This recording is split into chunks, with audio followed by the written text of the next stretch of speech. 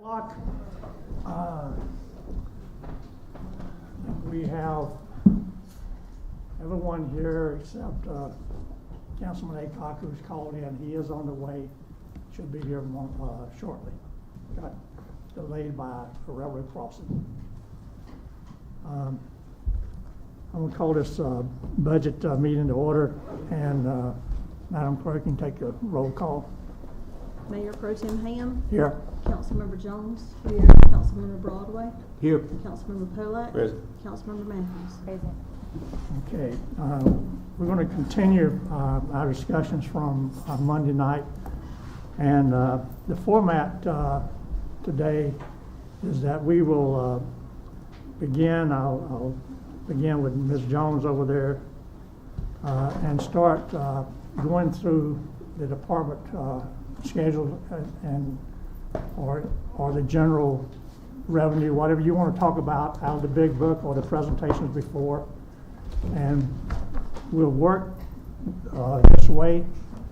My goal is that we stop at 5 o'clock so that the staff can get out of here. I don't want to keep them here till 6, 7 o'clock.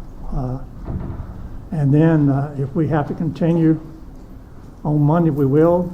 I will try to remember to recess the meeting when we close to continue it on Monday. That is, if the council desires to do that, and we have it completed. So, and does council have any questions about that format of that schedule? Which Monday? Are you the meeting? This coming Monday, the 14th as originally scheduled. Okay, let's get in it. Ms. Jones? Okay, now you said, I haven't gone through this entire book. This is a whole lot. But I am going to speak to the 4 things that was on the last 4 things that we talked about. Okay. The first thing I wanted to ask about the 1.7 million that was allotted for the general fund. I'm still new, and all you guys are familiar, so I'm going to ask some questions. You said that was good to do.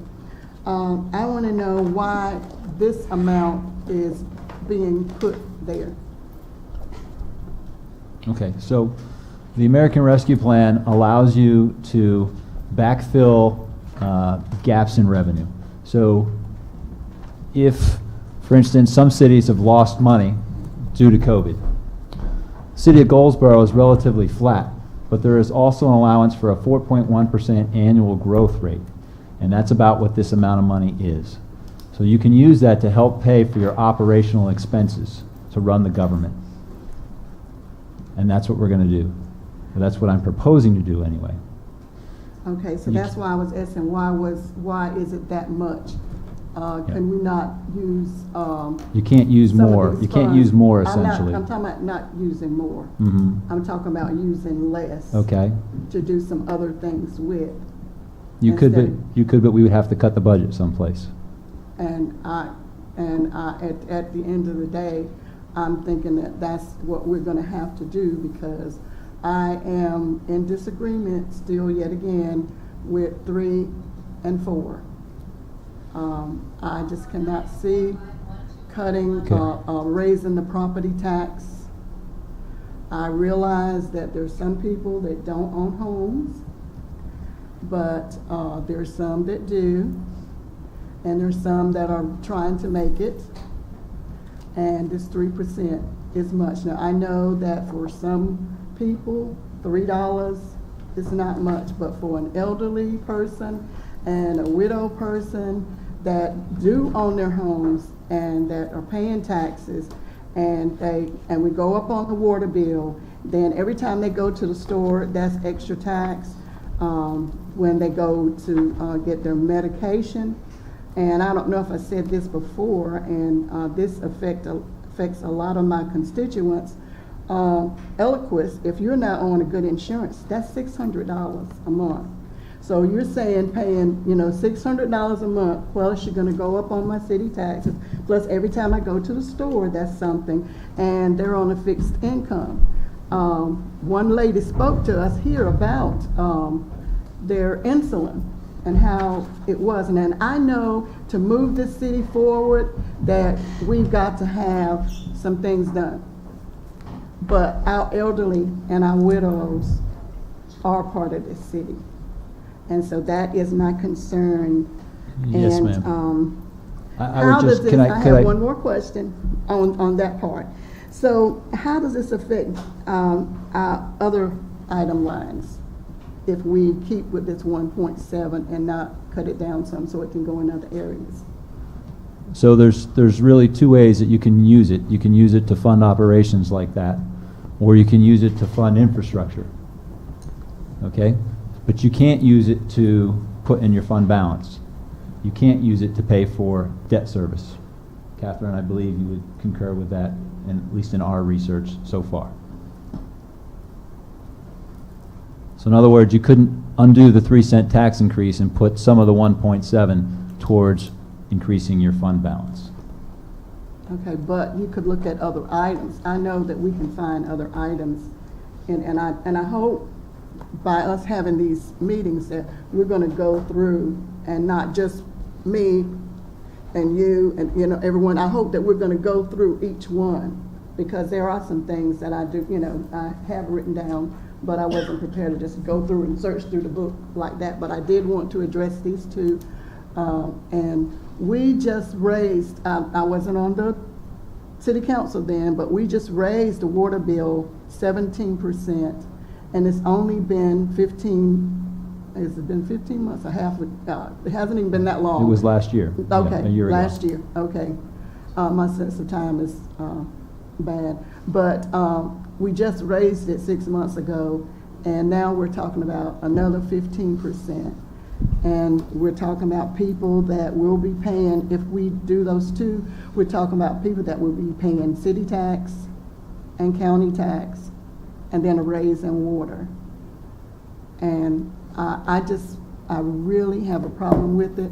I really understand a lot of this budget, and I really understand that we've got to move it forward and the things that we need to do, but I also understand, and that's one of the things that I've always said in my heart, that I will remember the elderly and the widows and those who cannot pay these taxes. I am very thankful that if it goes up, I will be able to, but I've got other constituents that will not be able to.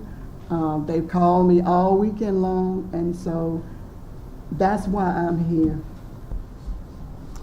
If I may say something, one of the purposes of going through this book here by department is hopefully for us to reach an indication that we need or don't need these monies. So I believe once we have had an opportunity to talk about and review the various departments' request and the proposed budgeted amounts, then after that, that will help us to arrive at a decision about whether or not we increase taxes or X amount, or we increase water X amount, or whatever. And as we go through this, you're the starting point, but you may answer questions for Bill, myself, Brandy, or Taj, or Jean, that they don't have to spend time going over. Well, I would although like they to may have listen their to, own. I have some things, but I would like to listen, because you guys may answer some questions that I don't know, since I'm the new kid on the block. So that's all I have to say right now. Can I make a recommendation? Can we, would it be easier if I know you proposed to go here, but can we just go ahead and do we all have departments that we want to look at? Let's just go ahead and jump into it. So do you want to start from the beginning of the departments, or? Well, that would be a natural sequence, I think, as it's listed here in the book. Okay, well, someone else can start. I'll go through some of my thoughts on this thing, and I'm not going to talk numbers or anything, but I think it's absolutely imperative that we think about infrastructure. And infrastructure, and I'm sat here 10 years, and we've kicked the can down the road several times, and we, in the meantime of that, we have spent an awful lot of money on infrastructure. But we've got to continue to spend money on infrastructure. And infrastructure, if we are ready right now and we show a willingness to spend money on infrastructure, and I'm talking of that 8.6 million, that a portion of that goes on infrastructure, we'll be showing the state and we'll be showing the people in the federal infrastructure plan that hasn't even come out. There's going to be money. And there's money that we're going to, if we're ready and we're working and we're showing that we're ready for infrastructure. There's a lot of other things, but, and I agree with your $3 a month, but if we don't do something on infrastructure, we're going to be paying $10 a month and very shortly. That's what I'm saying. The other thing is the tax increase. We hadn't had a tax increase for, what, 2008? 2005, I think. And I guess I'm part of the blame for that, but I think we need to raise revenue. And as the city manager said, we've had a 4.1 increase in inflation, if nothing else. We're paying for, we're operating actually 10 or 12% behind what we're doing. And if, I'm gonna throw another thing in there, I'd like to see us put some money for our employees. I'd like to see a little bit of help for our employees. We hadn't paid them for, this would be 2 years. I'd like to see, we can't do a lot, but we can do something. We've had people that stayed with us through COVID, work without. And we can say not a tax increase, but somebody, sooner or later, we're going to do it. And the county's going to hit us anyway. So that's my point. And we need to be ready to use that American Rescue Plan. If we don't do it, we take care of our employees and we take care of the city. That's what I have, sir. My thoughts sort of go with what Councilman Matthews said, to go through the book, go through the categories, see where we can shave money, and then come to a answer at the end. Because my whole thing with the water rate increase is I was against that last time with 17.5. Myself, Councilman Matthews, and then Councilmember Williams. But then when they projected 15 and then 25, then it went down to 15, then 10 per year after that, thereafter. I would like to see, and I don't like to stall, but to see what monies, I think Wayne County's been projected to get, what, 23 or 28? 28 million. Mm-hmm. So my thing is, I know we need to work the book, but before we put something in concrete as far as a definite increase for taxpayers, and then like Mr. Broadway said, the employees are being affected too. Because I know the citizens and residents, but we've got a lot of 70% of the residents are city employees, and they've not gotten a raise, and they've been subjected to Corona without hazard pay in some areas, whereas state employees have. But I'm in opposition of the water rate at that rate increase. I do feel that the 3%, and in my area, I canvassed my area, my district, 60% home ownership, with the average house being at 120,000. So that would literally be 10 cents more a day. Like I said in my last meeting, we're already being bombarded with a 6% as city residents. We pay city and county tax. I own 3 vehicles, so I'm gonna be hit with it, as well as owning a home. But like I said, I'm not for kicking cans down the road, but I would like to see what money could be utilized from the federal, the state, and whatever before we commit to setting a high tax rate for city employees. And that's where I stand right now. And I agree with that. Ms. Matthews? Okay, so I guess I'll be the one to go through these departments now that it's my turn. I do want to be very, very clear that, you know, for me, this isn't personal, this is business. And I think this year more than ever, we should take this extremely serious. I do want to thank the staff for the time that they put into the budget and for all the hard work that they do. But I'm just looking, just the first department I always look at is our department, the mayor and the council's department, to see where our monies are going. And the first question that I do want to ask is the other that's on line 5. Last year, our other was 18.5. That's a difference of 13.5. Which page are you on? I'm on page 103 in the big book. Okay, thank you. So I just want to know what that other is, because that's a significant cut. And in my opinion, if we cut that much, you know, the 5 can go too if we don't really need that per se. So what is the other for? Which page? I'm on 103 for the mayor 103 and is your council. consultant fees. Excuse me? 103 is your consultant fees. So other would mean it's available if something pops up that you need a consultant for.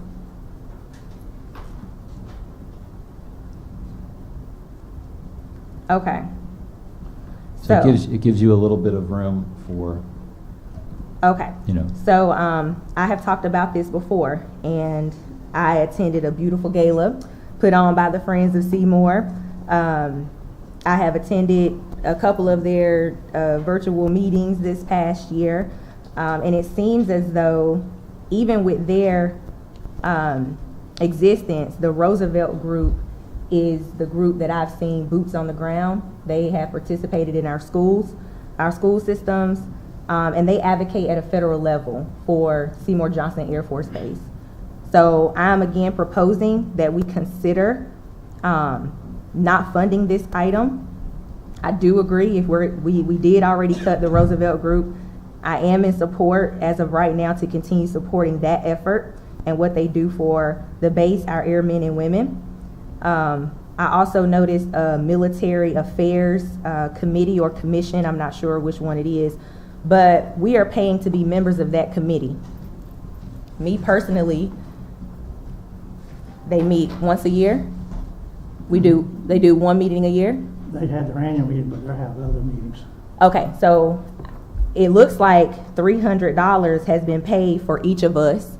I have not at any time been invited to any meeting. I don't even know when they meet. So it's $300 to be, give me one second. It's $300 to be a member of that organization. I strongly believe that if any member of this council wants to be a member of that organization, then they should pay their own $300 to be a member. We also fund the Mental Health Association, and I have to pay to be a member of that. The membership is $25 for that, but we fund them. So I was told last year that this money is just a donation, but it looks really strange to me that at $300 each for the mayor and for each council member that it's $300, which is what their membership fee is. I think that is something that needs to be cut. I want to look at, Excuse me, what page are you on again? 105. so I am in the mayor and council department. Page I'm on 105. page 10. You can see that cost on 10, what did y'all say? 105 for the Page mayor. 105. Yeah, 105. That's item 2 on page 105. Okay, thank you. Yeah, slow me down if you need to. I'm just gonna run through these real quick. So now I'm looking at the city manager's question. To fund the Wayne County Chamber, that was moved from our budget. That was moved to our budget, correct? Which line item and what page?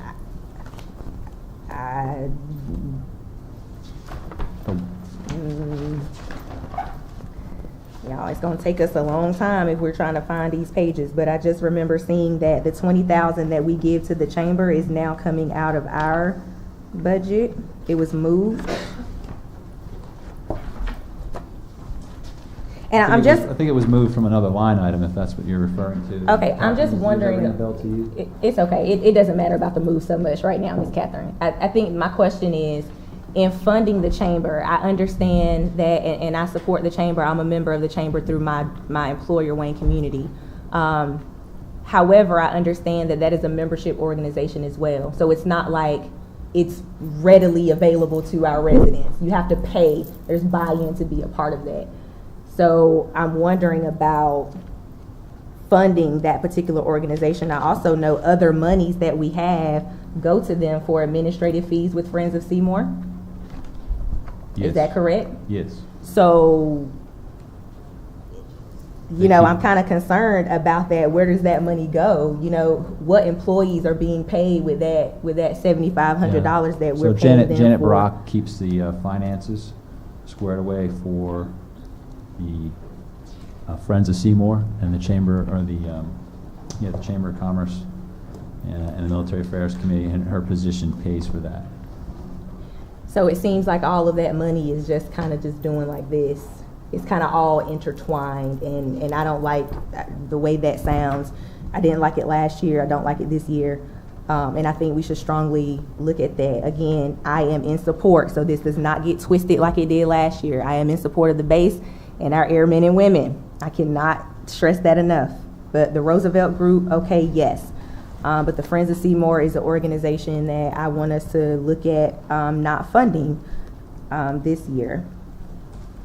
Some of my questions when it comes to because there were some employees who got bumps and raises, if I'm not mistaken. So my thing is with car allowances and with cell phones, and I understand that there are certain perks, but we are asking our residents to bear the burden of the mistakes that we have made over an extended period of time. So I understand. I heard Ms. Catherine loud and clear. She said, I cut.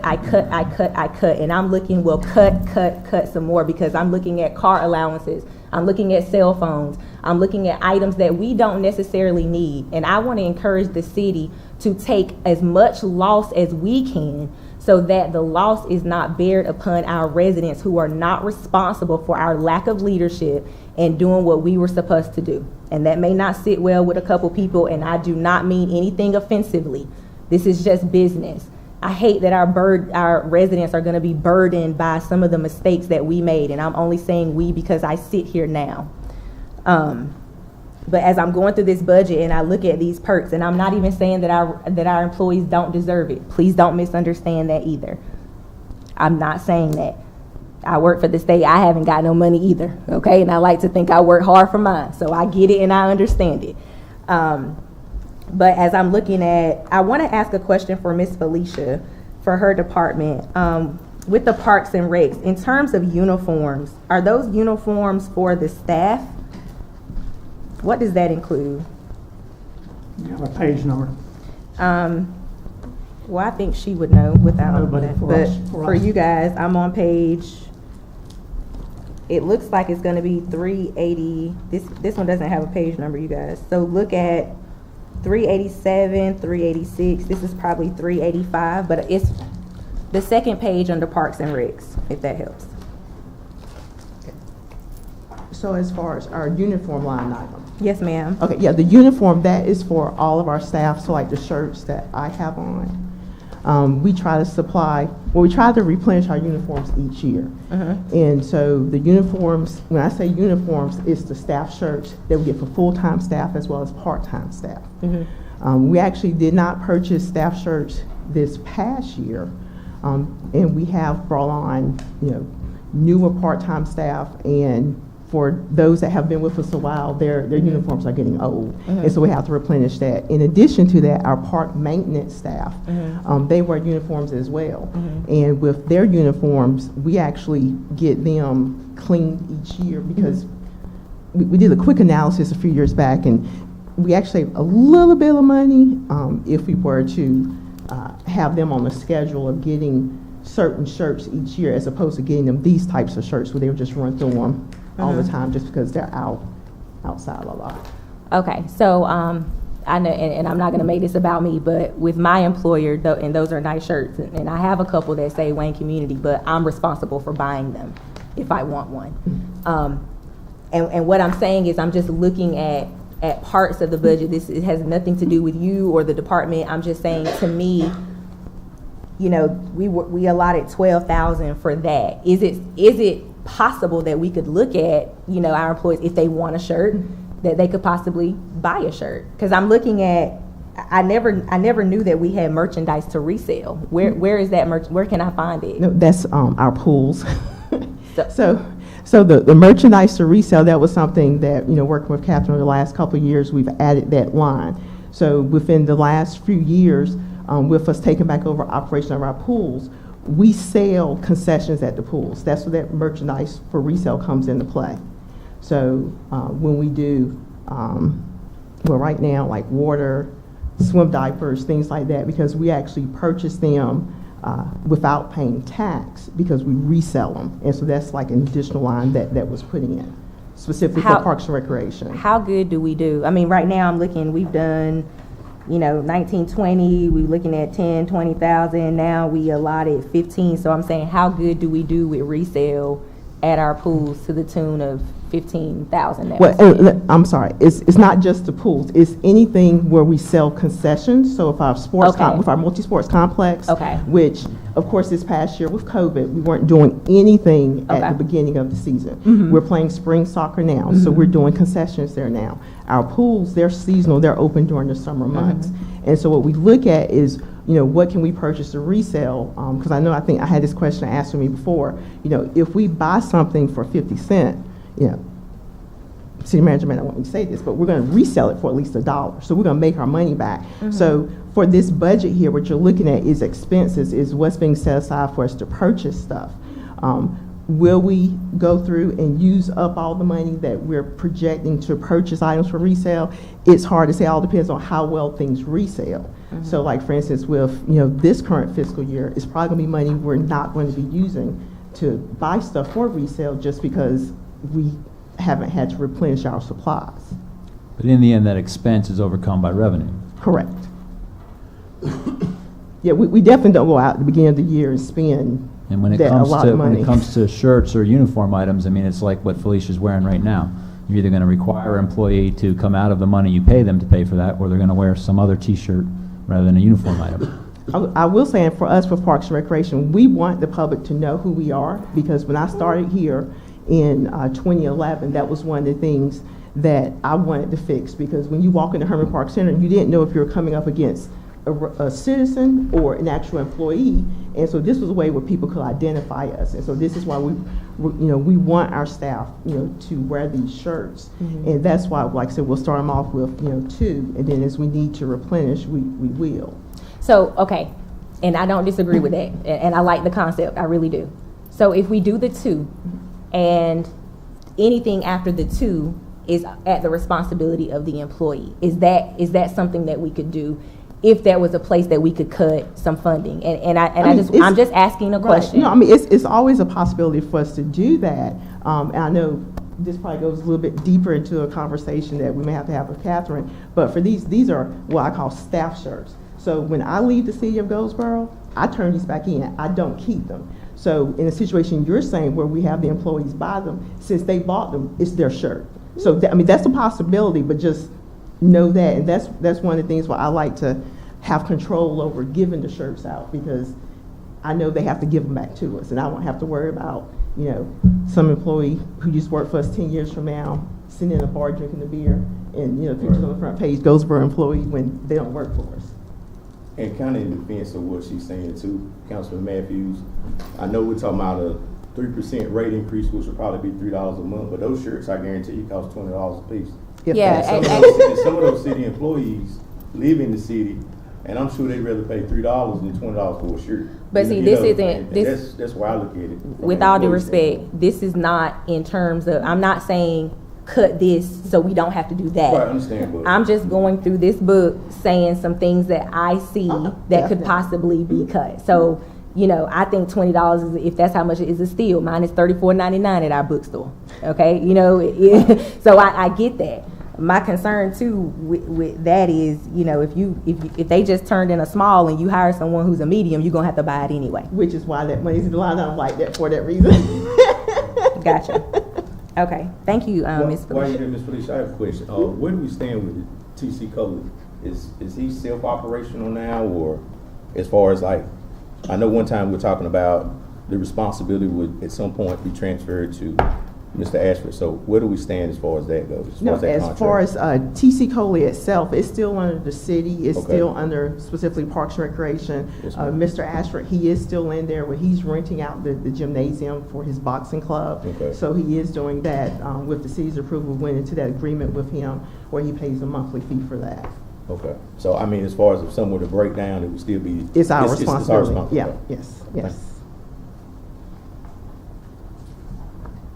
Thank you, Felicia. Let me, Ms. Matthews, let me go back to your comments, and thank you, by the way, for starting the process here. I think it would be helpful for us if, when you express your concerns or questions, and this applies to all of us, by the way, that we state whether or not we are in favor of repealing or doing away with that or keeping it, whatever the case may be. The discussion is good, but we need a decisive point there as to whether or not you're in favor of not supporting Friends of Seymour at all, or you want to do away with the MAC membership, or if you want to do away with cell phones altogether, et cetera, et cetera. Yeah, if I could, rather than going through the whole book one at a time, it might be section by section, and if somebody recommends a cut, that we get a consensus on that, and then we can adjust accordingly. Okay, so how we're gonna do the process so it doesn't change again? We're gonna go by section, and if someone makes a recommendation or a suggestion, we're gonna get a consensus of the board. Is that what you're saying? We How can we're take it gonna item do? by Are we gonna go through line by line? Yeah. That's, Well, with all due that respect, means we don't Councilman, trust these people here. with all due respect, I think we owe due diligence to our residents that we serve, if necessary, to go by. I don't intend to go line by line, but if that's what it requires, that's what I'm willing to do. And I think all of us should be willing to do that. I was starting with some of the departments that I had some questions about, because that's what Mayor Pro Tem instructed us to do, so. So, for instance, when it comes to the Friends of Seymour, on page 103, unless there's something you want to talk about ahead of that, the Friends of Seymour, previous years got $61,500. This year, they're recommended for $15,875. So, and then we broke out the Roosevelt Group, $30,000 separately and $5,000 for others. So, if you would like to cut any one of those lines, I think Councilmember Matthews recommended cutting Friends of Seymour completely. So we would need to know whether council agreed with that or not. Same with the other line 5 for $5,000. If everyone agrees, we can cut that out of the budget and go forward. Well, I don't want to say cut the 5. I was concerned about it to see what that other stood for, because Okay. the amount was so significant last year, so I wanted to know how important was it, because it took a 13.5 cut. Well, I'm So not that's sure. why I asked. I'm not sure where you're pulling that one from. Is that what page, where is that on? Because I'm looking at the schedule on page 105, 103 as I was. There is a built-in cut to Friends of Seymour in this budget from last year. I saw that. I'm aware. So the other, I'm saying the other, in last year's budget, it was $18,500. So to see it at 5 this year, I just wanted to know how important it was, which is why I asked, because it took such a significant cut. But I do agree, if that money is used just in case we need something else, to have that cushion, I'm okay with that right now in this moment. Okay. That's what that concern was. And again, if it never gets spent, it just goes back into fund balance.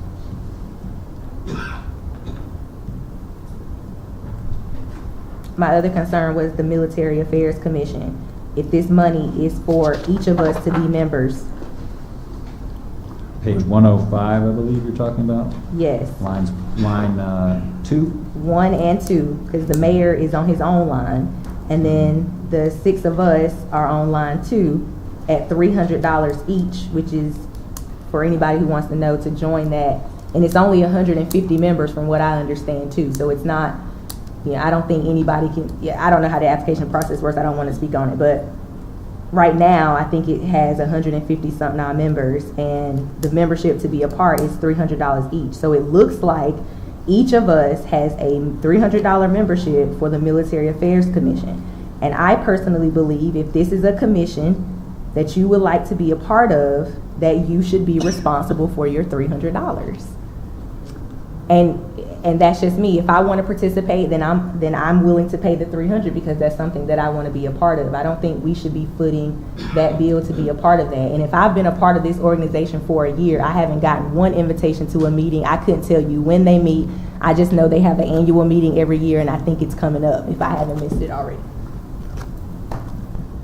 So you guys may have been going, but I didn't know anything about to be a member of this organization. I haven't participated, and I'm on the commission. I don't know who else is. I agree with you. I'm willing to pay my $300 because I really want to be on that board. So if it has to come out of my stipend, I'll pay my $300. So that's a line item that needs to be erased, and we're responsible for it. Like you said, you haven't been informed, and I don't know if Ms. Jones or anybody else has been, but No, I'll pay my share of my $300 to have that eliminated as a line item that we pay for. I'm willing to do that. So if it's not going to be a consensus, those of us who are willing to pay out of our own pocket, can you deduct that Sure. from this payment? Which I'm Absolutely. hoping that all of us would be willing to. In general, I mean, it's support of the mission of the Military Affairs Committee. So. I understand. I'm not. Again, I am not in support of that. That's not it. Well, I'm going to say one thing for the MAC, and I've been a member for 20 years. Mm-hmm. And what the MAC does is they, in essence, are just a public relations arm of both the Chamber of Commerce, the city, and the county.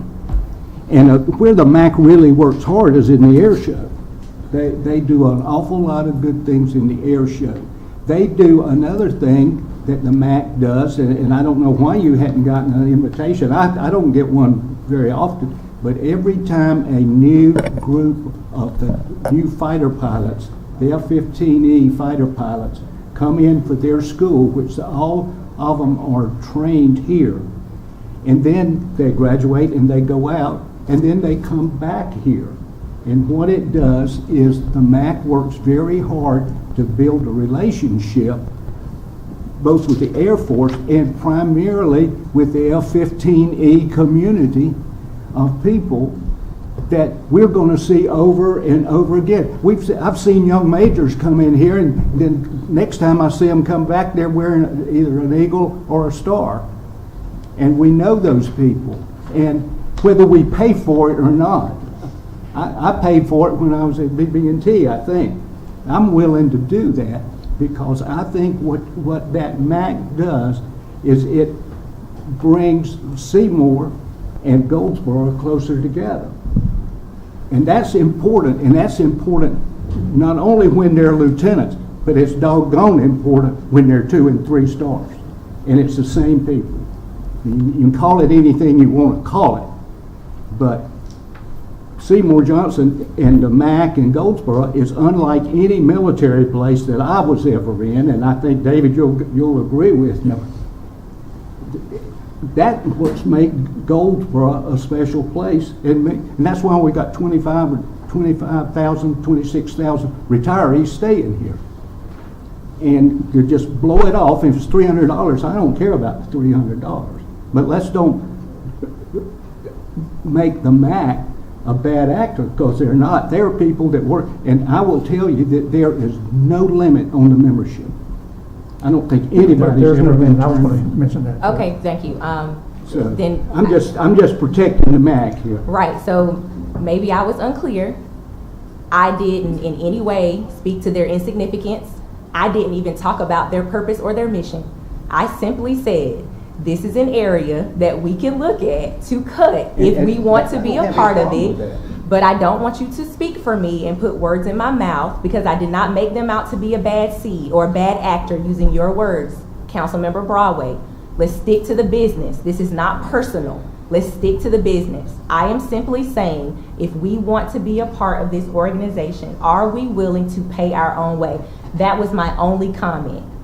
So for those that are in the Military Affairs Commission or Committee, I'm not sure your verbiage, please do not take that as me saying you are insignificant. Those are not my words.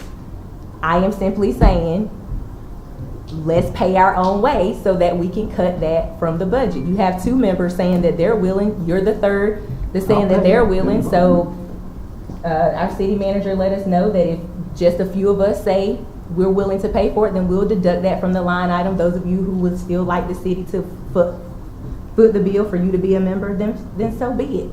But let's not put words in each other's mouths, and let's not make it personal. Let's just stick to the business so we can get this done. So, Mr. Salmon, would this be a safe place to make a motion to make that where we could scratch the line item if we're willing to pay our own? So I understand did you, Ms. Hiawatha, agree to that one, or? Yeah, what I am agreeing to is paying my own way. Okay, so I we don't have mind 4 paying my members own. already that have agreed to that, and if the other 2 we can handle offline right now, and the mayor obviously isn't here, we'll have to take that one up separately. Let me make a comment too. So far as invitation to events, I don't get personal invitations either. They come through the chamber when those events occur. And I think everybody on this council is a member of the chamber and should be getting messages from the chamber.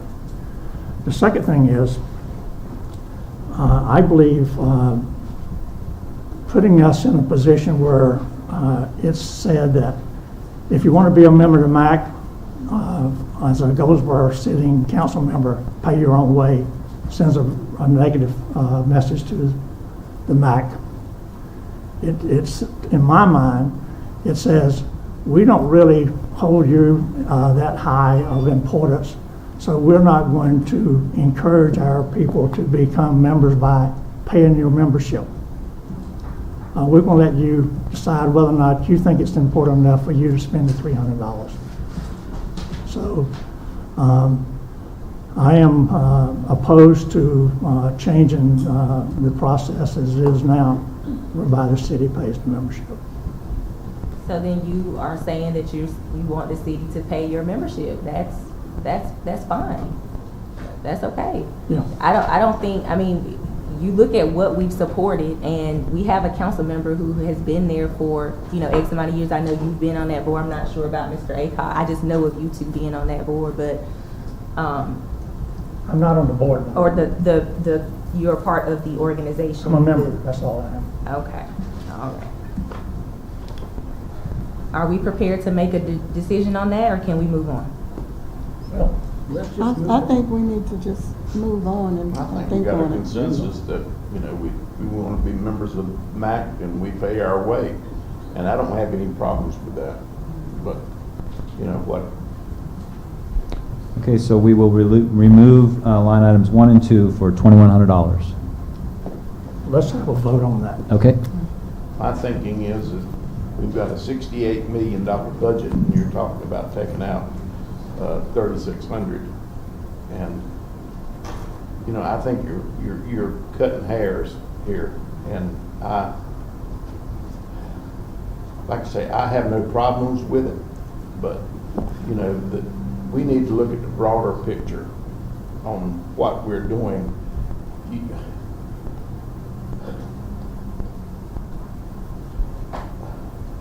That's why I think we need to move on. I don't think we need to make a. Okay, I'm not going to in any way be moved, be swayed, be intimidated by no stretch. What I'm saying is, I was instructed to go through my items and to talk about them. So because I was instructed to do that, you don't get to tell me that my items are not enough and we should focus on a bigger picture. No. I'm not finished. I was going through my items. That happens to be one of my items. It just does. So I'm sorry that that's not an item that you're interested in, but it's an item that I was interested in. So I can talk about that. The broader picture is what got us in this mess. We need to comb through some of those fine hairs. Had we been doing that, maybe this wouldn't be such an issue right now. Let's face the fact on that. Let's face the fact that our residents are bearing the burden of us not combing and doing what we were supposed to do. It's our responsibility, and I'm saying our because I sit here now and I inherited a lot of this, but I watched it. I watched it snowball out of control for the past 5 years plus. So and I hope you guys have enough time. Don't tell me that I shouldn't be addressing this item because it was one of mine. Now I'm prepared to move on to my next item. So we really don't want any votes right now because we haven't had the 10 days from the time the budget was released to vote on the budget. We're really building consensus right now, and then we can bring back changes on next Monday if you'd like, and then you're should vote on the ordinance on the 21st. Okay, let's move. May I just say this here, before we go any further? Everybody's opinion is important here. That's why we're here. And we're not gonna dismiss I just don't want to anybody's. spend time talking about this thing today and then have to come back next week and redo it again. This is your responsibility, Mayor Pro Tem, with Don't all due interrupt me. respect. Don't interrupt me. Let me finish. You always telling people don't interrupt you. Let me finish. If you want to make a decision, I'm all for making a decision. In fact, I'll put a motion on the table. I think we need to go with what the city manager says. We got 10 days, and let's move on and listen to everything. We've been here 45 minutes, and we've covered a lot of them. What would you like to discuss? Why don't you take charge? What would you like to discuss? So since my issues are not important, which they very much are, because I'm trying to support you. I'm not speaking for me. I'm speaking for the people that I represent as well. It's my turn. You gave me the floor, so allow me to take the floor. And I'm supporting you on that. I'm trying to move it forward. But you can talk about these items and not reach any decision, and we haven't accomplished anything. So I think if I could, on page 103, Councilwoman Matthews asked to consider the Friends of Seymour and whether we would give them anything. That would come before page 105, that was just discussed on the back. Is there any consensus on that?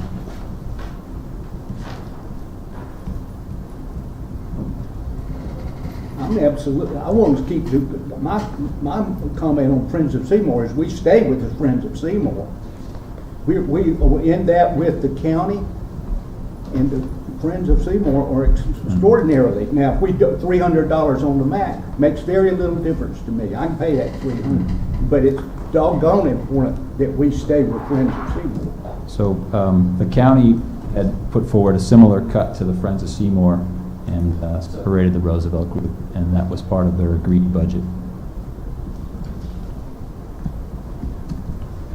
But that doesn't mean we can't cut it further or leave it as is.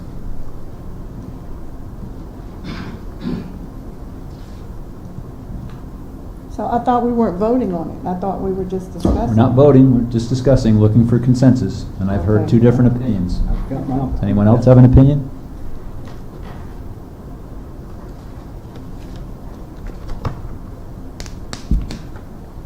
Don't Okay. look at me, I'm not adversarial. All right.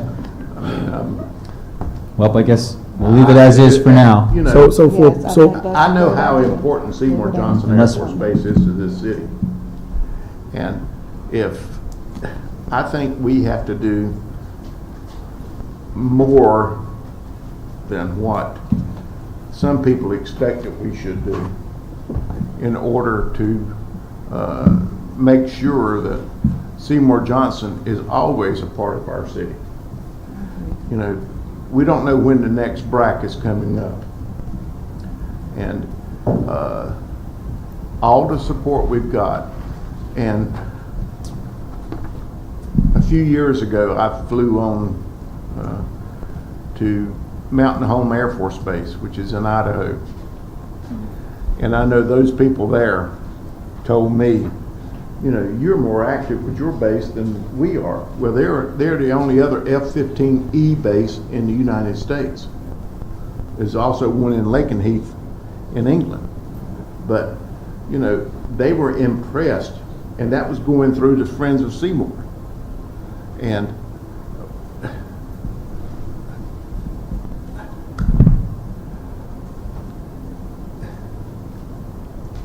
I'm gonna keep my mouth shut. Well, I agree with, we can pay our own way, but I agree that we should stay with the Friends of Center. And as far as Military Affairs Commission, I don't have any problems paying my own way. Okay, so unless we get a consensus to remove something, I say we keep it as is, right? Which is what Councilwoman Jones is recommending on the Friends of Seymour at this point in time. So I think we can move past page 103 and 105. If there is,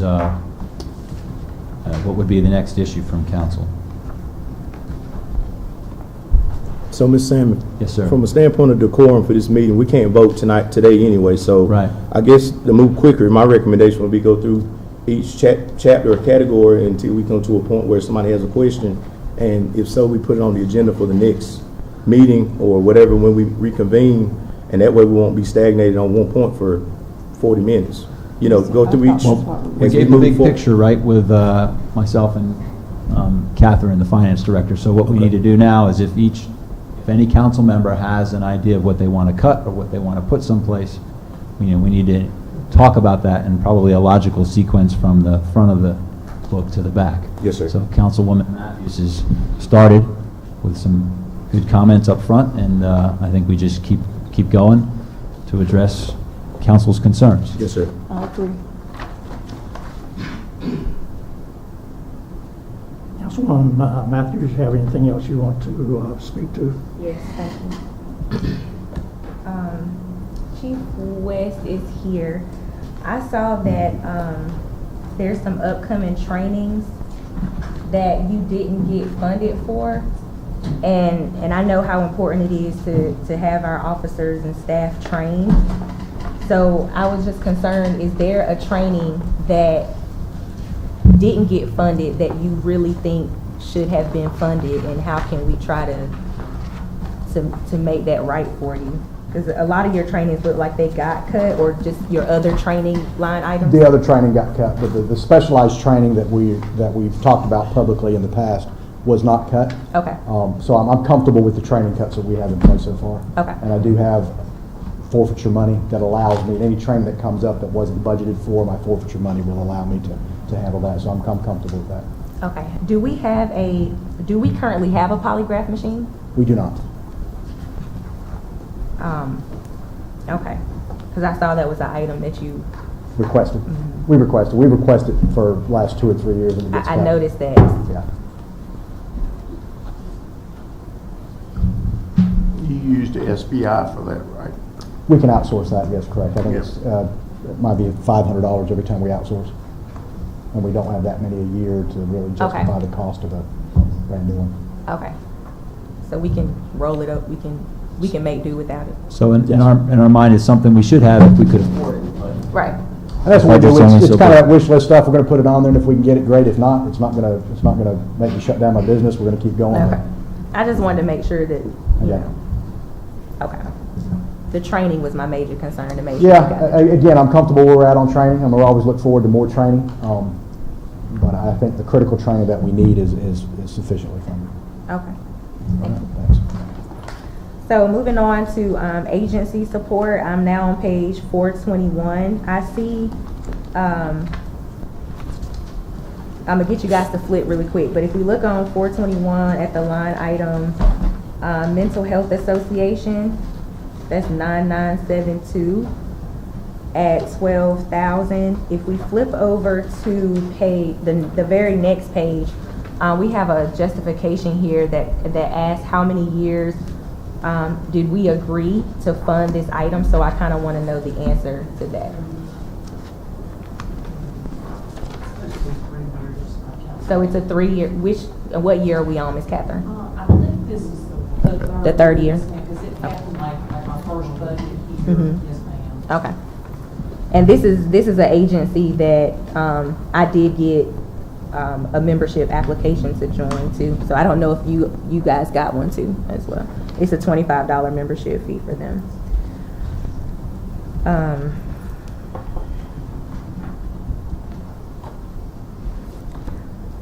I think you kind of explained this, Miss Catherine, on page, you guys, I have now moved to the water plant. And I'm on page, I think that's gonna be 540, doesn't have a page listed. But I see that the manager had a recommendation right here where it talked about that vehicle fuel internal changes, charges. Yes, ma'am. But it doesn't have a request there. You explained that. Can you run that down one more time? Yes, ma'am. So what we're doing is, it's part of how we balance that internal charge. So Rick Fletcher manages the garage, and Mr. James Chester is the garage manager. He takes care of the fleet charges, and he takes care of ordering gas and diesel. So there is a budget for that in Organization 1114, Okay. big number. And then we have to couch that against all the charges that are going out. So for fuel, it's all of your city departments plus the GWTA. Okay. So what was happening is departments also, for example, like police, that officer, let's say, might have to get gas, and he generally gets it at a, that's not a good example. Like if you were traveling, you might charge some of your fuel to that same line item. Well, it makes it impossible for my staff to balance that number. So what I've done is, you see those numbers with the A's, those are internal charges. So departments can't charge directly, like a P card charge or, like a check request charge or PO charge. They can't charge it there. That's internal only. So it helps us in finance to be able to separate what's an internal fuel charge or what's an internal garage charge or an internal postage charge. That's why there's no request. It is Okay. actually in the sister account at 2501. Okay. Yes, ma'am. Okay. And I'm sorry, council, can we go back, and I'm done after that. Can we go back to community relations? Which And I'm page? looking, Page? I'm looking at page, it's gonna be 136. And I just have one question about the summer youth program. I know last year, we removed it, and the agreement was we're removing it with the understanding that it would be included in the next year's budget, and it's not. And I understand that, I get it. However, we agreed to not funding it last year for a few reasons, but the conditions were, from what I thought I understood, was that it would be put into this year's budget. And I'm on, that's, you guys, page, again, 136, and it is line item 1222. It's the second item. So I asked Oh, it Ms. comes out Felicia of to look at that. CDBG. Okay, It's funded through our HUD funding. okay. So it it will falls under be, economic development from CDBG funding. so it will be funded? Yeah, it is in our action plan for 21-22. Okay, good. Yes. Thank you, ma'am. Well, wait a minute. Let's talk about that. Hold on. Make sure we're clear here. Okay. So you're talking about the summer youth program, right? Yes. Okay. And you looked at the summer youth program, and there wasn't anybody interested in participating in the summer youth program. Not for 2021. That's what this budget is right now. So next year, in 2022 summer, it'll be the next year's budget. So this would have had to been, worked on in April, March timeframe for this year's budget. That's my Okay, so question. There wasn't any, I teach at Central Attendance, School Goldsboro High, and it wasn't even advertised. Right, So- no, so- we so y'all weren't didn't put it out having there? it. No, we didn't. We didn't. Okay. We couldn't get our So it wasn't, partnering there wasn't any agencies. interest, it hadn't been advertised. I just wanted to clarify that.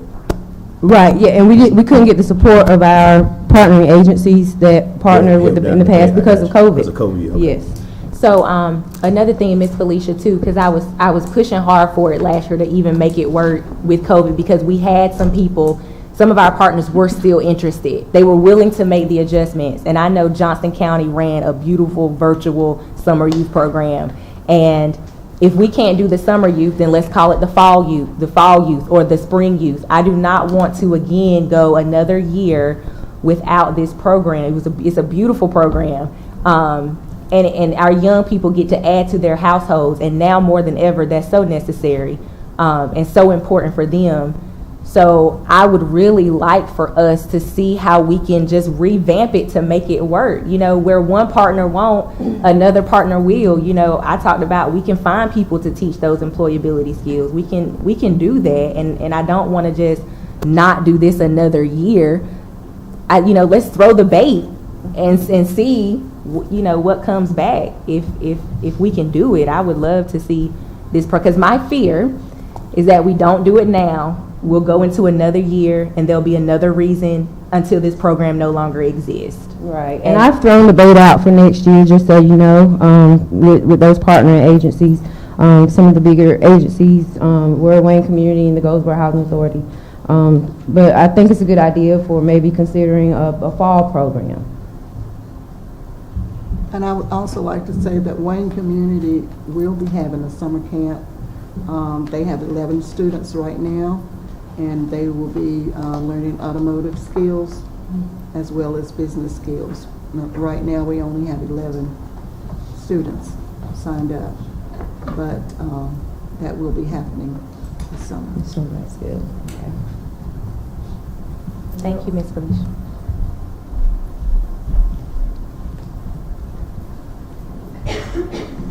I'm finished, thank you. Mr. Aycock?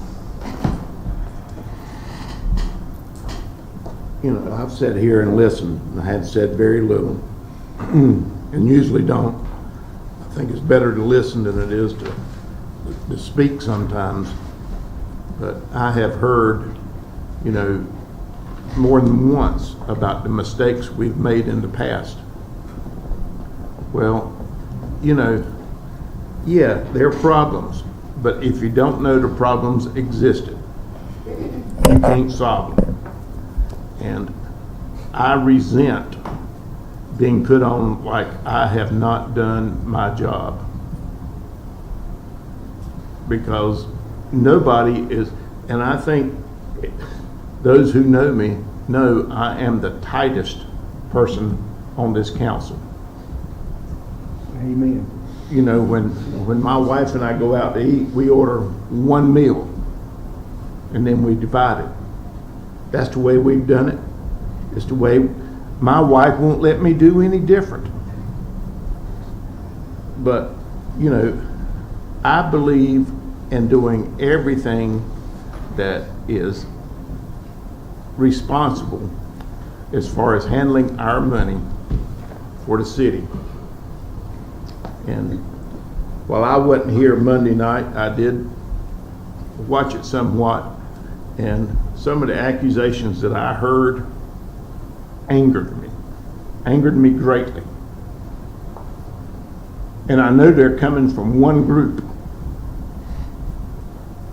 And that group, you know, I'm going to put it very bluntly, because I went to an NAACP meeting one time at the Salvation Army a few years ago, and their sole goal was to make sure that Bill Broadway, David Ham, I, and the mayor were not reelected. Now you look at that group, and we're all white.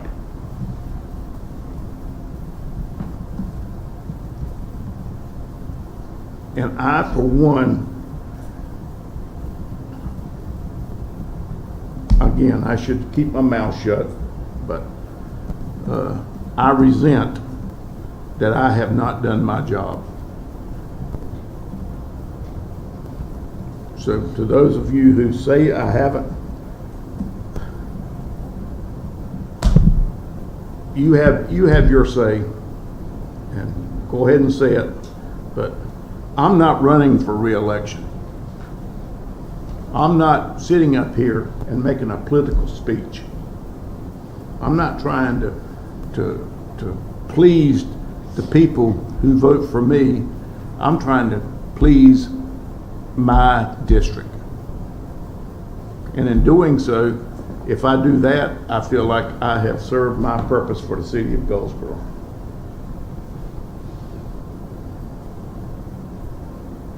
That's it. Mr. Aycock, do you have a specific item that you want to address in the No. debate? And in response to what Mr. Acock said, I've known you since I was a child, Mr. Acock. Parents, my mom, worked with you and your wife.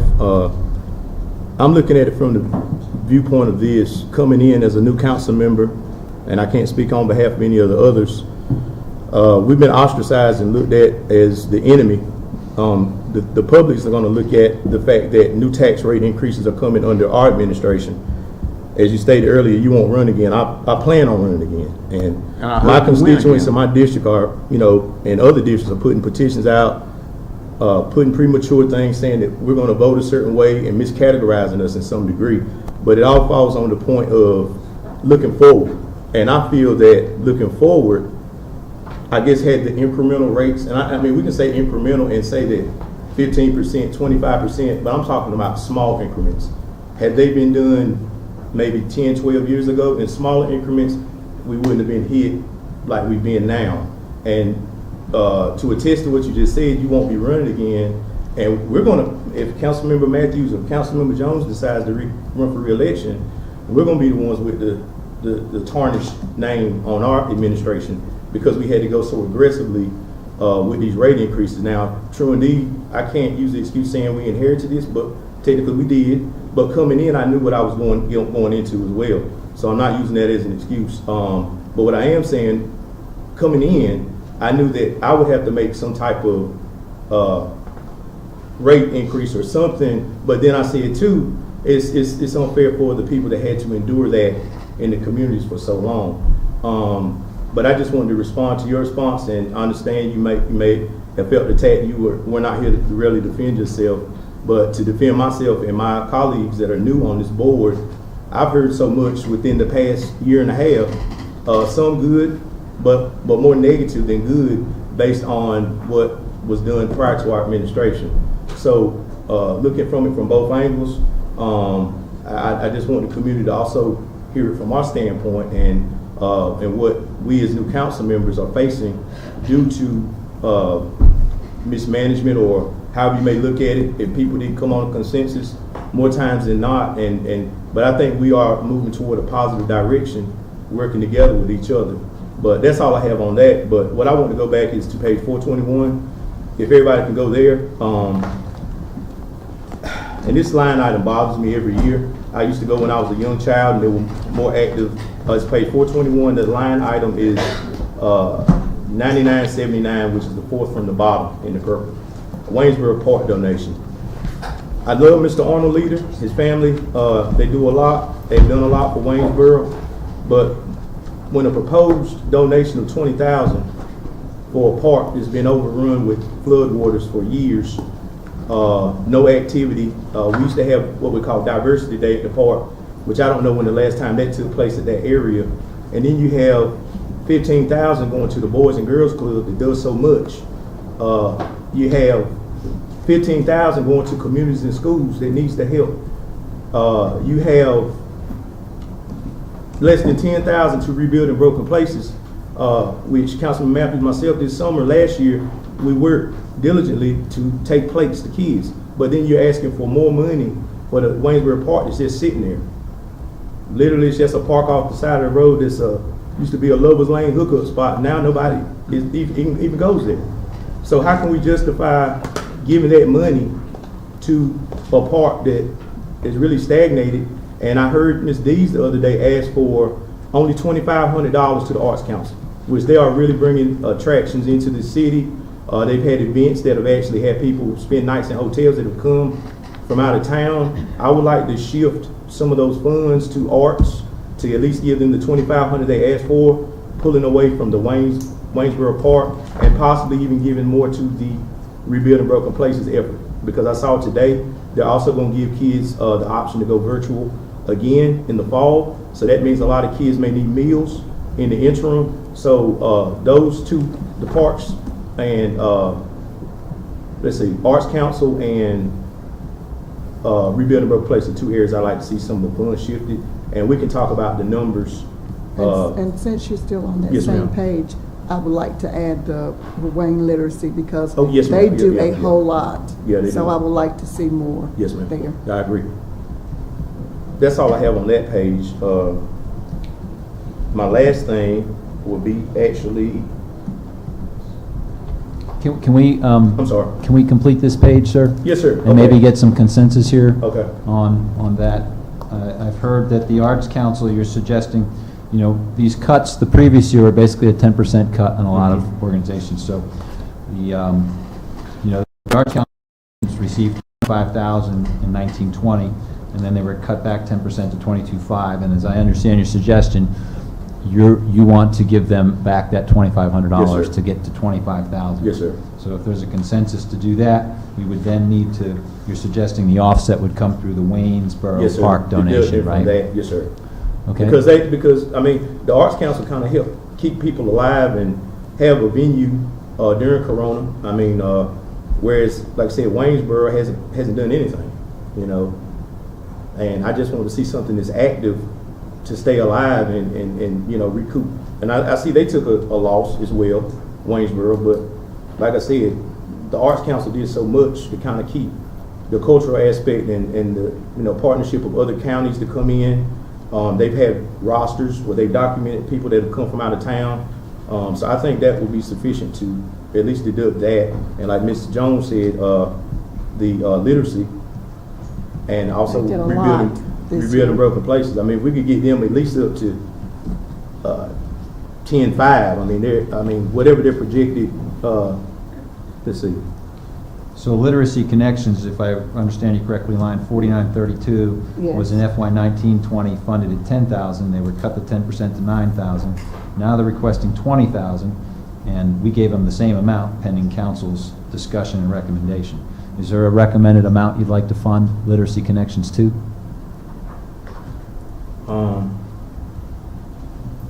I have a question.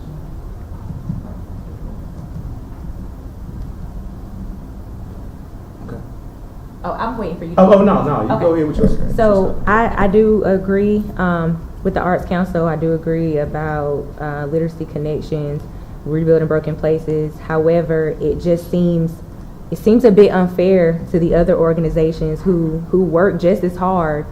So could we consider, or excuse me, I wouldn't mind considering cutting possibly that donation for the park and maybe taking that money and splitting it throughout all the orgs. It just doesn't seem fair to pull money for those 3 or 4 when you've got a whole list of organizations who really have done some really good things. You know, we've got Miss Aideen George, who I think is an unsung hero. You know, we've got, think about how much work the Mental Health Association has been pulling in this past year. So it just doesn't seem fair to only fund those couple. I hate to agree with you, but yes, I think you're right. Yeah, that sounds good. I hate That's that you would fine. hate to agree with me. That sounds good. That sounds good to me. No, That's Yeah. fine. I just wanted to make sure because those 3 were very important. Right. And they did a lot of things that I know of, that I see. But there are a lot of people that see other things. But those are the ones that I saw that was very effective. Well, I have to So agree. I have no problem. I have to agree with Councilman Polak. You know, he's not old enough to remember what Waynesboro Park was originally. It was nice. When they did No, tours. it was a city dump. Was it? That's what it was. I remember the tours. They with the could not blacksmith use the shop. restrooms at Okay. Waynesboro Park because of the methane that was coming up out of the ground Wow. into those restrooms. And,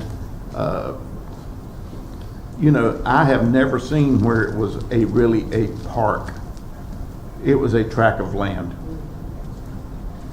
And, you know, it is underutilized, I agree with. And there are certain things on this on this page of 421, there's some of them that I totally don't think that we ought to fund. You know, a nonprofit is a nonprofit. You know, when you look at nonprofits like, I'm going to use the Boy Scouts. You know, I give to them every year. I don't think should be me telling the other citizens of Goldsboro, you need to give money to this nonprofit. And that's the way, you know, I fund those that I want to fund, but I don't like the city telling me I've got to pay my taxes to fund these that I don't agree with. And I've heard that several times too, Mr. Raycroft. You got to remember now, well, you don't have to remember because I hadn't told you. I've been up since 1:30 this morning. I've been worrying about this all night long. And again, keep my mouth shut.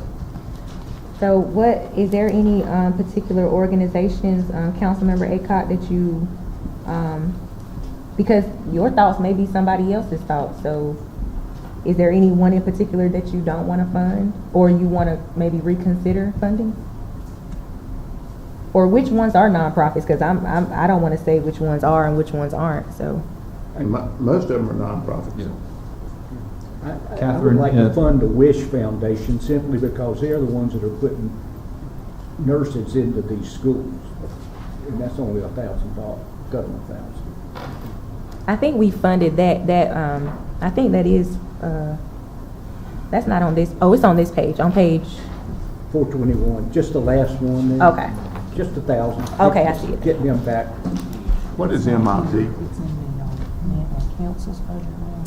I do think that, I don't know if he is nonprofit status, but it's an organization that helps offenders, and I don't even like using that word, but it helps offenders. He's done some significant job training, job placement, helping them to get resources to get back to work. And I think that organization is definitely one that's needed, because there's not a lot of organizations that are working to do that for those persons. I asked a question, what is MIP? It's MIP? It's MPI, it's Mephibosheth. So they work with the people who are on parole to get them into good jobs. and I have such. no problems with that at all.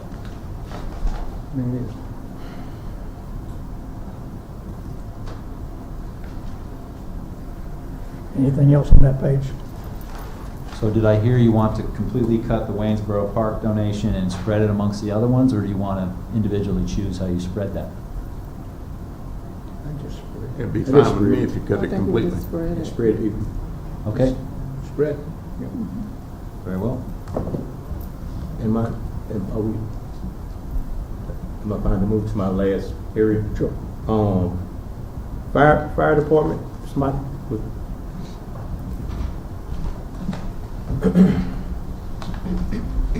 Where's that at?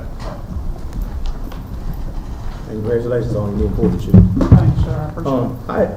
I have a question. This is on page 341. Everybody up here, 341. It's going to be section 1260. Salaries and wages, part-time.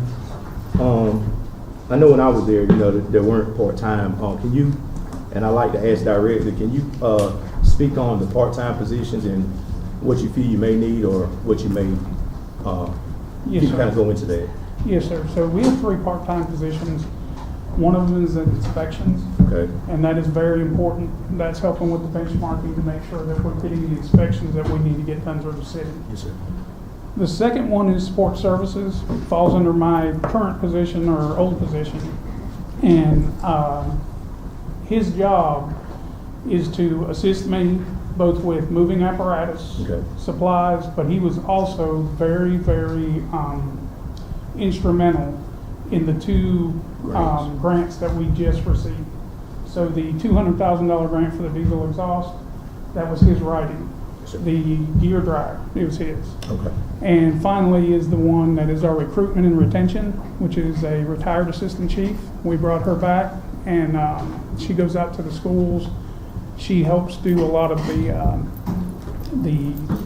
elementary schools that we go into. She also sets plans to go up for to recruit and to help retain people. Okay. COVID kind of took a hit on it last year, and she did not work during that time. So she really wasn't there. There wasn't much that came out because of COVID and personal issues she had. Okay, that was the main one I wanted to ask about. Now, when was that job put in place? Because like I said, I teach the only public safety program in Wayne County, with the exceptions of Southern Wayne, which they do an EMT program. But I've never had any conversation, or I didn't even realize the Explorers were still in existence. So when it comes to recruitment, I'm kind of scratching my head, and I was saying, I know Corona took a lot out, but we were back, boots on the ground, back to Plan A as early as March, and I still hadn't heard, I hadn't received any communication. So I know I've heard from the guys in the field that inspections is definitely an area that they're stretched out on the trucks doing. Yes, sir. So my question would be, would it be justifiable to have an inspector in place of that, or would you still? Because I know you need another inspector. I mean, Yes, sir. And being that I'm being biased to this because I miss the department. I still, when I hear the trucks and stuff, but my job and my goal in leaving was for recruitment of more diverse population, and I was taken aback when I found out that there was even Explorers still in existence. And my kids, who are the ones that are supposed to be, I guess my school's like a conduit to the department, and I hadn't heard anything and didn't really know of this job. So I guess my question would be, during the Corona, was this job even, I mean, was this a wage that was paid? She did not come, and if she was not there, she did not get paid. Okay. And there was a majority of that time, and I don't have the exact figure what she brought in last year. Okay. But when we did look at the budget, her number was extremely low. She did have personal problems or issues, and then she also, with COVID, she was not coming in because she didn't feel like it was right to take money from the city if she didn't have anything to do, Okay. or she couldn't do anything. The original question is, Chief Dixon implemented it, and when she was first brought on, he was trying to figure out where she would go, and recruitment and retention is where she fell, and she really does an excellent job. COVID kind of held her down, and I would hate to lose it because of her experience, and you work with her. Right. So she likes dealing with the kids and getting them interested and bringing them in.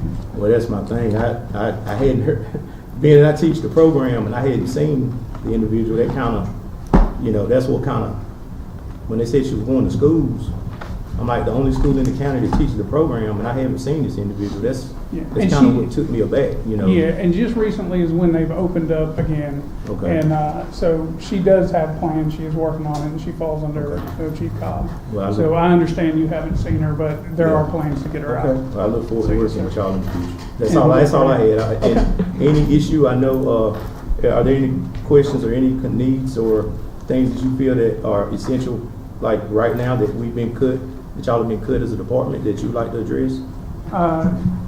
No, not right at this time. I mean, there are a lot of things that we need, but we also understand where we're at. There are a few things that if they were brought to fruition, that would be great.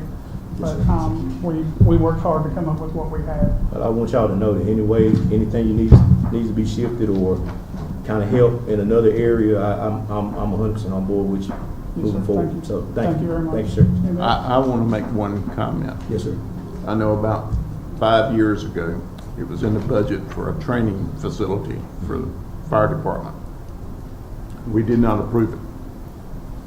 But the fire department took it upon themselves to build one.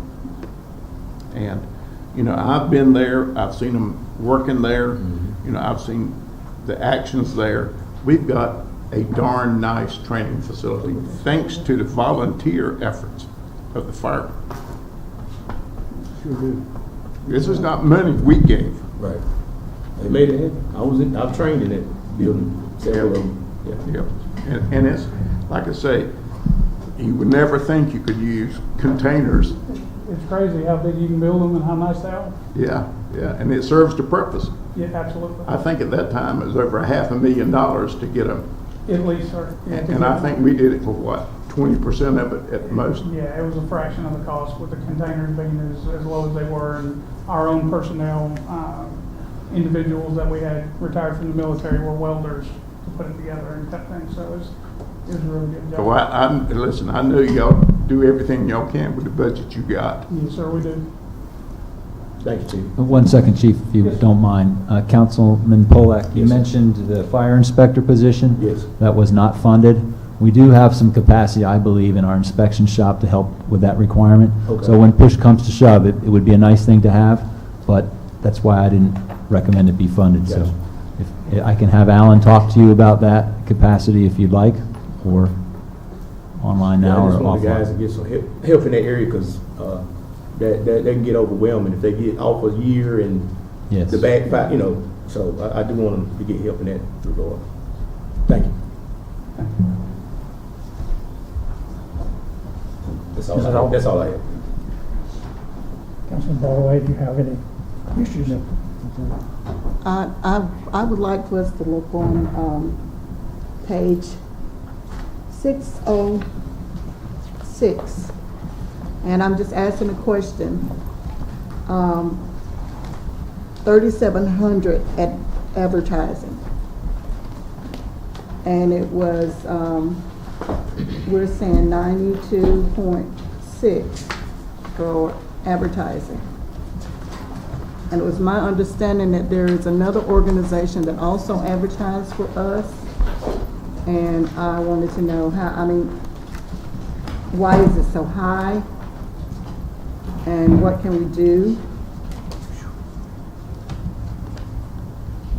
I'm just catching up to you now, Councilwoman. Page 606, under travel and tourism, what line item? Yes, 3,700.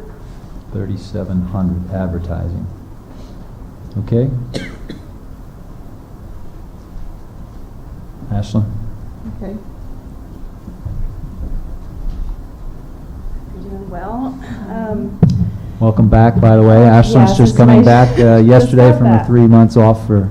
Yeah, I'm on maternity leave, so bear with me. I'm just kind of getting my brain back into the groove of things. So, to explain your question of why it's so high, travel and tourism is just a different animal for the city. This money is earmarked specifically for marketing. So the money that's allocated here in 3,700, and for my department, our whole sole purpose as a department is to market and sell the area as a preferred leisure, sport, convention, destination area. So that's why that's where there's so much money. It's actually less than it usually is year over year because COVID's really impacted the tourism industry as a whole. That was my concern. Yeah. The advertisement that COVID had really hit, so we weren't doing a lot of advertisement. Well, we would love to do more.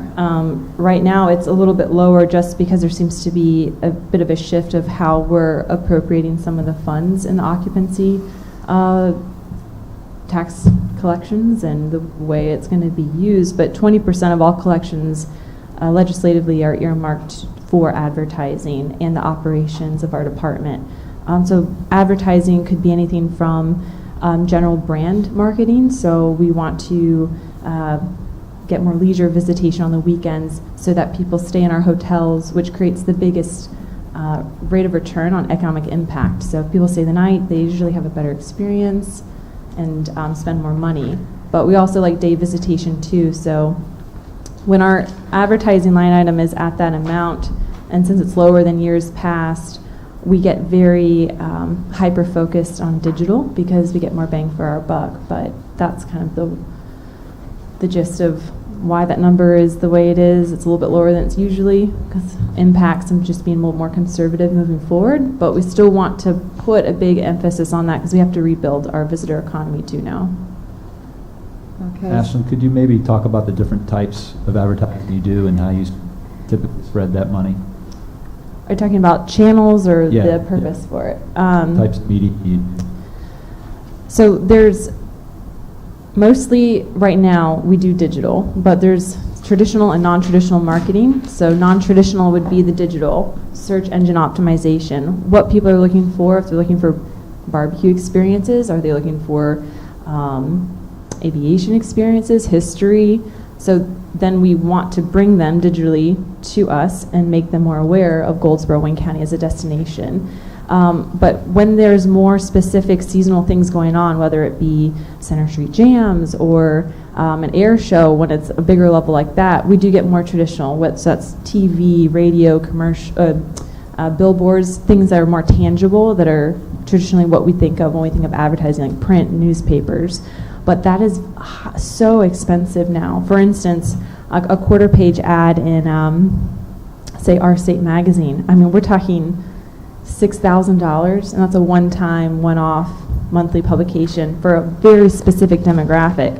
So we focus a lot on digital social media, directing website traffic. We call it remarketing. So if people, I don't know if you've ever had this happen where you're searching for something, or maybe you don't even think you're searching for something. You leave that page, all of a sudden you see ads popping up of like, I didn't even know, how did it know that? That's what we tried to do is, okay, so maybe they're looking for a travel experience, or they're just looking for somewhere to eat in North Carolina. We want them to think of Goldsboro or come find us, and that's the way we, in a very, very boiled down version of what we try to do with that money for advertising. Okay. Has it been effective, your advertisements, even during COVID? Yeah. Yeah, I mean, and to put it in like a quantifiable terms, we saw on a national level a dip in travel and a dip in occupancy tax revenues, anywhere from, I think the average, from a day two back, so bear with me, I think the average is 40% of a dip, where Goldsboro and Wayne County only saw about 25% dip, about 20% really across the board when you think of just hotel night stays in general, like how our occupancy rates did and how much money hotels actually took home to the bank and how much tax generation that created. So we did we did really well, and that's because of our economy, business, corporate travel, and government travel. We have a base here. We have huge agriculture industry. Those things don't shut down in pandemics. So that's what really kept our bread and butter coming to the table, so to speak. So we didn't suffer as bad on a tourism level compared to the bigger cities. But we still have to bounce back because people are going to be marketing like crazy, and we have to stand out in all the noise. So we're trying to do that in an effective way. We also do things that aren't costly. So we also put on fam tours. So we invite media or media writers from across the state and even out of state, and we give them this experience, and then they go home and they write about it in their outlets. We have a travel writer in town this weekend, actually. So she's coming to town for a weekend. She's going to go back home, and she already has several ideas for articles she wants to write about us. Okay, so now who do I address on 605, item line 3121 with travel? I noticed that the estimated end of the year was 3,000, and it was requested 9,000, and I see that it was cut to 6. Yeah, the reason why our travel wasn't used this past year is because conferences were canceled. A lot of things just didn't pan out.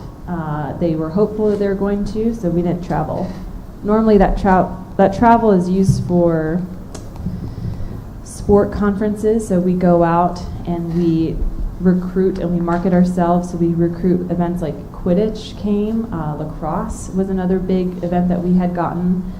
So we go to these trade shows to promote ourselves, to put events in the Maxwell Center and the multi-sports complex. It's that group travel market where we aim to appeal to.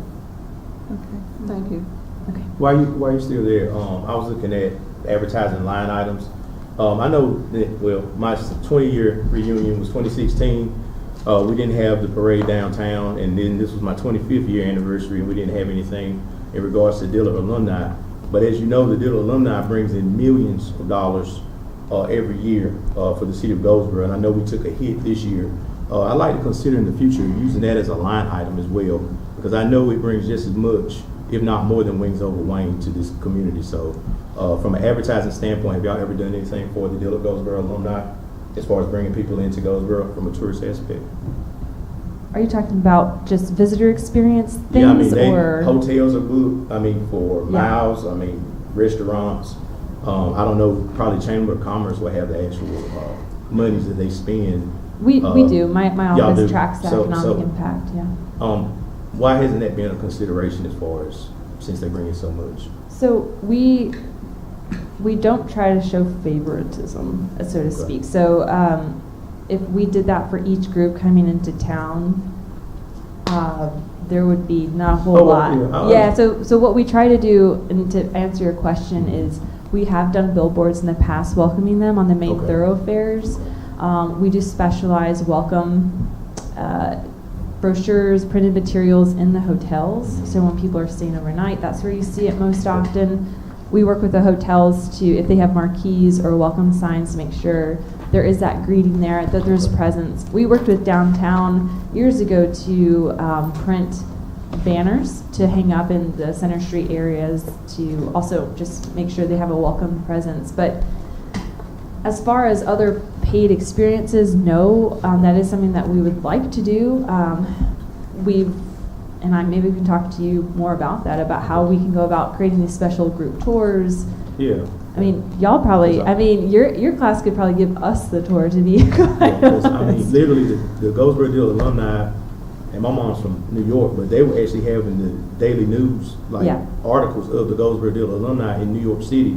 And I mean, there's chapters all over the United States. It's one of the greatest, largest alumni in the nation. So I think there's a lot of room for PR opportunities like that, and that is something that we, as my office, and Joanna Farron's our communications manager, that's what we want. We have to share the stories more. So advertising is one aspect of just getting people here, spend the night, spend money, it generates economic impact. But since y'all are already coming, what we need to do is make sure that story is being told, because it is unique and special, and that's part of Goldsboro's story. Thank you. Any other questions? Welcome back.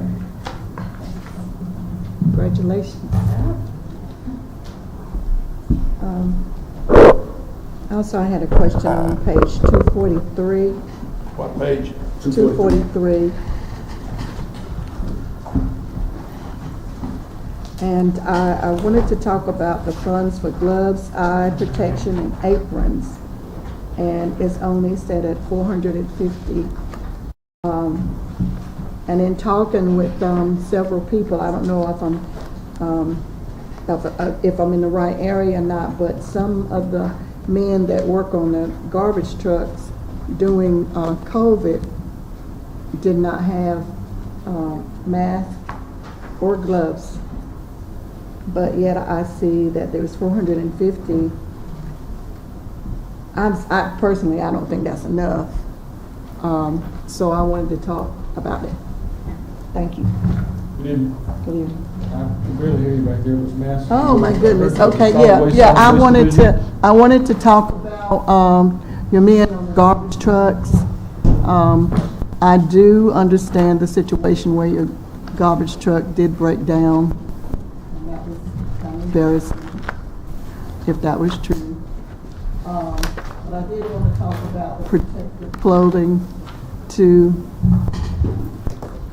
It's only $450. So I wanted to know what. I just wanted to clarify on that page that you're on, that is actually in, is that buildings and grounds, or the actual solid waste folks, that's in organization 4143, and we can get to that because that's a different, where you're at now is not garbage, it's not solid waste. All right, well, thank you, still learning, but thank you. Yeah, the protective clothing for solid waste is $5,500.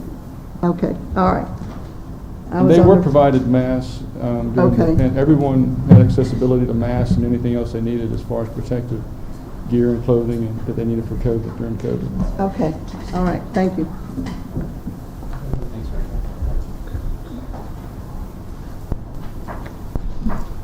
Do you have anything else, Ms. Jones? One thing I would ask Catherine, do we have a single contract for HVAC maintenance for the city? No, sir, we don't. We have it broken down. I think the Paramount and GC, our director Adam Twist takes care of his own. Mr. Scott Williams of our IT takes care of City Hall, I believe. We've been asked, and I've brought procurement manager Wood to start looking at doing an RFP, and he and I were discussing strategy about how to do that, the best way to go about it. The manager brought it to my attention, I think it was yesterday or day before, so we've started looking at that. Procurement Manager Wood needs to work with Rick and Adam and Scott Williams to make sure that we get a comprehensive RFP out there. Yeah, I noticed that as I went through the various departments, we have HVAC maintenance in a number of departments. And my curiosity was, how do we maximize our dollar spent on repair of that item? And I believe that going out for bids for a single contractor would be beneficial to the city. And that, as you and I have talked about before, applies to some other repetitive items that are purchased throughout the city. Yes, sir. I don't have anything else that I might have had a question for has been discussed already. What I'd like to do now in a few minutes is inviting the department director, if you want to speak to your department specifically about any item you might have a concern for, please come forward. I just want department heads, no retribution. Go ahead. If you got an issue that's really going to be a problem that needs to be realigned, I know there could be a lot of them out there, but go ahead. I'll be more than happy to support my department. Thank you, Mayor Pro Tem and Council, for the review of the budget and the opportunity to speak to you. With regards, I have 3 major line items that were cut. I understand my little department is nothing compared to fire, police, public works, the larger ones. But with regards to tree maintenance, building demolition, and cleaning cut lots, those are some major services that we provide through the planning department, and they are cut significantly. And just to give you an idea, roughly in 2019, about 17 houses were demoed, and that was about $101,000. If we go down to about $40,000, which I believe is what it's cut today, you're looking at 4 or 5 houses. We have a list currently of 11 that could be demoed, ready to demo, ready to go. It would improve the appearance of the city. Most likely, we are cutting the grass of those properties when those properties have a structure on them. So we're definitely maintaining the properties of which need to be demoed. So I do think there's benefit to removing the blight in the city. And going back to tree services, currently have a bid, just to give you an idea of what we do. We are really behind on tree services, and that is maintaining the trees within the city's right-of-way. It is a liability for the city if we're put on notice with regards to dead wood, dead trees within there. We need to take action and perform those services to remove the trees or remove any of the dead wood. We're not in the business of removing live, safe trees. It's just we do take priority over damaged trees, diseased, for safety precautions. It has been cut to $37,000. The current bid that we just received for 16 trees was $29,000. I have been able to move some line items in the current budget to be able to fulfill that bid that we recently did, but it'll just tell you that one bid and the money's gone, and that's for the entire year. So that will be a struggle. But hopefully in the past we've been able to move money around. So I understand the game of balancing the budget, but those three line items are pretty significant cut in our budget with the services that we provide. Do you have that page, Jennifer, and the line items? I don't have the whole book, so. The tree service line 3994. I think it's page 304, and that tree service line item is 3994. Right. I did request roughly $75,000. I could easily spend that today with the log that we have of tree services. My department does the best it can with regards to prioritizing the worst trees with regards to what is called in and requested. I would love to be able to be proactive in that line item. But right now, we're just being reactive. We're trying to be very conservative with the money. But there's a lot of trees in Goldsboro as far as in the city's right of way, and it is our responsibility to maintain those. With the clean and cut lots, again, we want people to cut their grass, but people don't cut their grass. So we have a bid out right now hopefully I'll be able to budget that better within the coming years, because that bid we can get a contract for 3 years. So we'll have better of an average, so to speak, with that. But the building demolition is another one. We were very conservative, told not to spend, kind of relax our, efforts on that this past year due to COVID, but we got a backlog of that as well. And we, of course, that we implemented the order to repair program, and that has been very successful, and people are being responsible for their properties, but there's still a lot of houses out there that need to go. They just do not meet the minimum housing standards, have been condemned, and I just have not brought that list before council in order to move forward just for cost savings. And as you know, I stay in your office and call you frequently about concerned residents. Mr. Bill and myself, we passed the houses, been on the corner for 20 plus years. It's a dilapidated property, and that's why I wanted to be more aggressive with our ordinances as far as instead of 10 inches of letting your grass grow, by that time it's up to your knees. Boarded up windows, in some cities they have ordinances where if they're not repaired in 3 months or under, they'll fix them and then they'll charge the property owner. We're too lax as a city, in my opinion. A lady out here, before we leave today, I'm gonna have you speak with her. Her next door neighbor's grass is almost up to your thighs. And it definitely hasn't helped us with the rain the past. Our contractors, there are circumstances with some of those. There's no doubt in my mind it's on the list, ready to roll.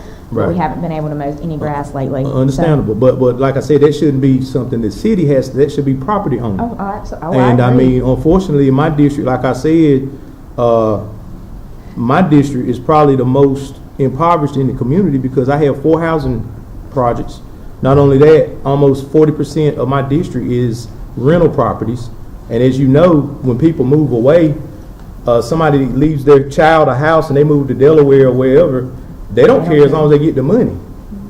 As long as the rent's getting paid, they don't care that this person has a toilet that's not flushing properly or they're busting out windows. I literally, on my block, the house adjacent to mine is the only rental house on the block.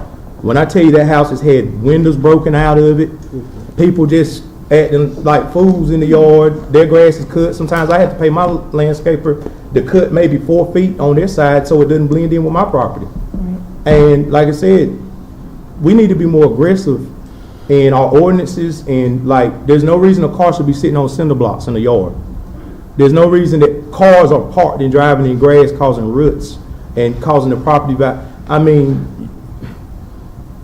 want to support you on that because like you said, it's causing a blight to the community when somebody takes responsibility of fixing their house up, which I've recently done, and then listen, a block down the road, there's trash, there's cars on cinder blocks, there's no grass where people have driven. We need to be more, and I know the city sees it. For you to find somebody for having a 12-inch dandelion, but yet you let somebody have a yard of junk cars and nothing's being done. We have to be more, I think we need to support you in that regard because I'm constantly getting phone calls. When y'all jumped on the situation on Wilmington Avenue for me, I don't know when they give the timeline of when they have to. I wrote about it the other day. The woman next door is getting roaches in her house because there's so much trash in the house right next door, and those houses aren't even 10 feet apart. So we do have due process, right? But before the city can step on the property, we have to do every effort we can to notify the property owner and then address the issue themselves. If they don't, then at that point we can we have authority to be on the property. Okay. But just understand, council, that if the direction is to be more aggressive, that's going to come with more expense for operations. So, we have ordinances in place. It's just a matter of being a little more conservative, especially with blight from a demolition standpoint. But with trash and stuff, we do have two, and those are helpful with regards to our temporary workers that we get from Holden, and they pick up trash. You may never notice it because by the time they've picked it up and you go by it, it's back again. So that is just something we need to, continue to try to preach to our citizens, to be respectful of the place that they live and pick up behind themselves. But our guys do the best they can, and like I said, the due process, it is lengthy, but in most cases, we do come by and are able to clean up the areas. You just might not see it before it gets. Will the new UDO help you a little bit on getting rid of houses? No, the new UDO was just, as far as those requirements were for zoning related, not necessarily code enforcement. But our order to repair that we began in February of 2020 has definitely helped us. We've had, and I'll be more than happy to brief the council one day with regards to success stories regarding that ordinance. It has allowed us to kind of stay on top of property owners, and two, that has made property owners turn their property over and sell it. And we've got success stories with new ownership where they're coming in and repairing homes and taking responsibility. But there are some that just there's some lords and do not care, and Well, that's what angle I was. they're getting the rent, and they could care less about the living conditions. So, and we're staying on those where they're, with the order to repair, we can apply fines to the property after they have not notified us or done what they're supposed to with regards to the home. And we've got, the city attorney has a list now that we're proceeding forward with some, taking it through the process of going to court. So hope maybe they'll take us serious when a judge orders them to, repair that home. And if not, we'll have options from the city at that point. Just, your budget will be that big tree at the corner of Jefferson and East Ash. Yeah. That tree will take up Tree your business budget. is pretty strong, so it's, You know what I'm talking maybe about. we should all go in the tree business, but it's expensive to do tree work. I just got one comment. Of course, this is the grass growing season, and with all the rain, it's going to just be worse and worse and worse. And every time I've called code enforcement, they have taken care of it. I want to commend them for that. Thank you. But the people who have the contract are doing a lousy job. And they need, if they've got the contract, they need to be held accountable for what they're doing. If they're bidding $40 for a yard and they're doing a $20 job, then we're losing money. We have had some issues with the current contractor, but as I said, it's currently out for bid now, and we have bids due June 16th. And we have ways to not have to necessarily go with the lowest bidder in our Well, this I coming want up. you to Lowest look bidder's at not past always the performance. best. I want you to look at past performance. Yes, sir. Okay, thank you. Thank you. Thank you. Anyone else want to come up and speak? Is there Support your somebody case. here from the development group? Pardon? Is there someone here from downtown development? There was, he left. He left. I have a couple questions about that. Oh, Mike, Mike, hadn't you caused enough problems? I'm sorry? Hadn't you caused enough problems? I have, but I just wanted to, restate the purpose, maybe spin it a different way. The American Water Infrastructure Act, which is the WIA, forced us to do a risk and resiliency assessment of our drinking water system and redo our emergency response plan for the water treatment plant. And our number one risk and our number one vulnerability is not a transmission line, it's not a generator, it's not a fuel spill in the river, it's our people. And as I mentioned before, we've had about 57% turnover in our department over the last 4.5 years. Our people are our biggest asset or our biggest risk to not be able to produce drinking water to the city of Goldsboro, to a U.S. military base. And I just, as we kind of went through this budget process, I spent about 6 months working with the manager and the HR department to try to reclassify, move people around. We lost several people to neighboring cities making $5,000, $7,000 more a year when those individuals didn't even change their job description. They took a lateral move and got a huge percent. So I just want to reiterate, that, you know, our staff and our employees are very important.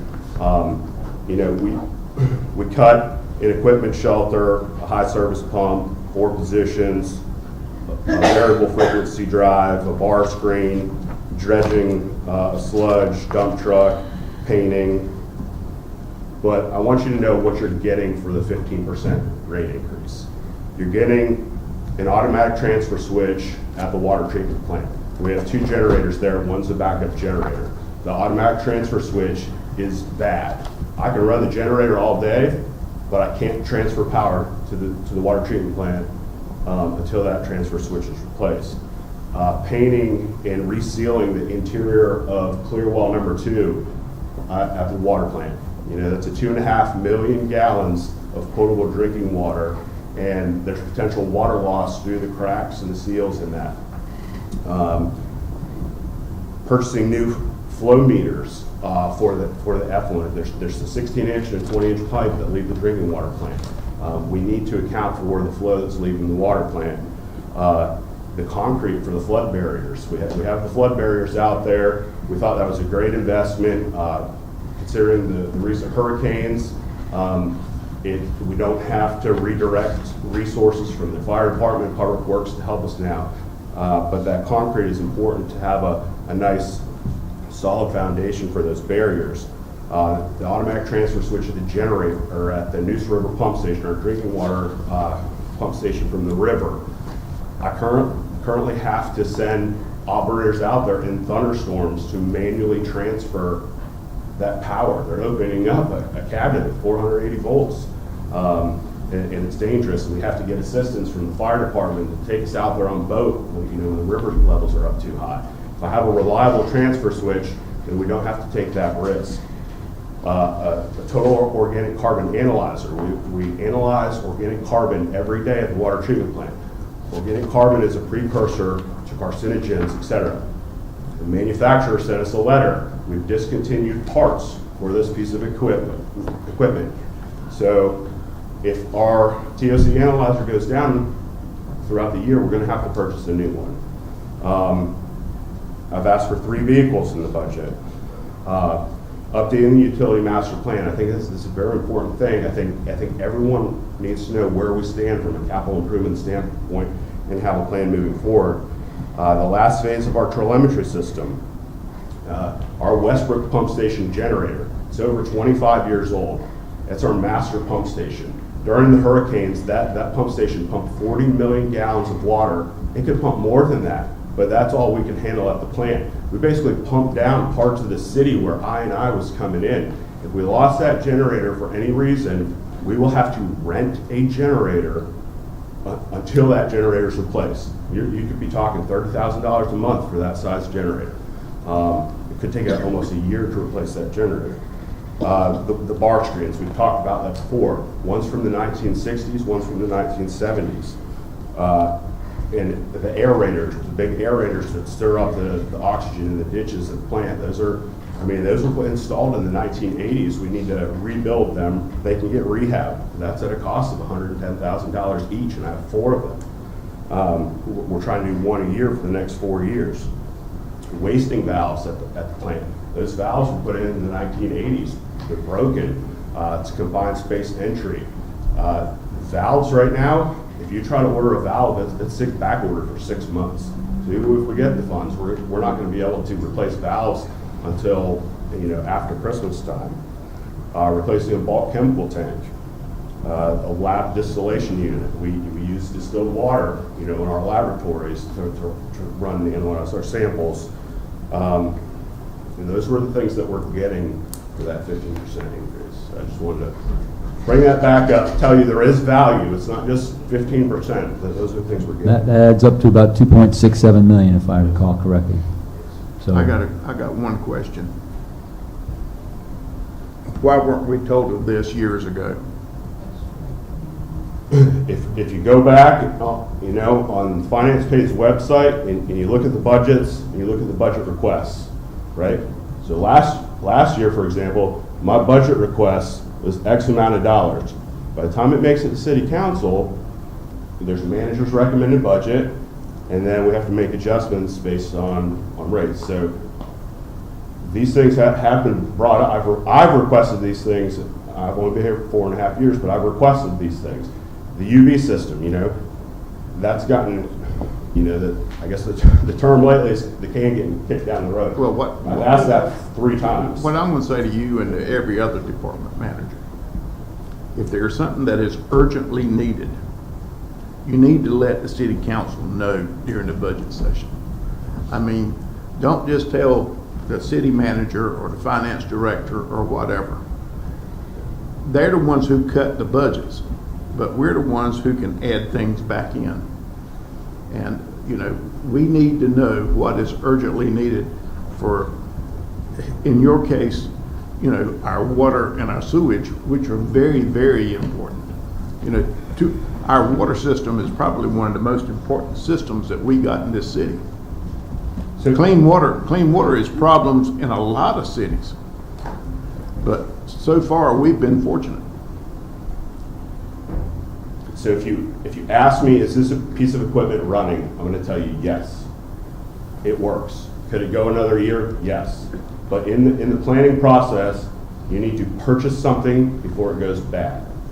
The example of the Westbrook pump station generator. If we replace it before it goes bad, it's going to cost us less money. The UV system, which I know I've brought up over the last couple of years, we've invested $280,000 over the last 3 years in keeping the UV system running. And on the flip side, it's gone from $700,000 to around $1.1 million to get that replaced. That's a $600,000 swing just because we didn't replace it 3 years ago. But your rates will only allow you to buy so much. Thank you, Mike.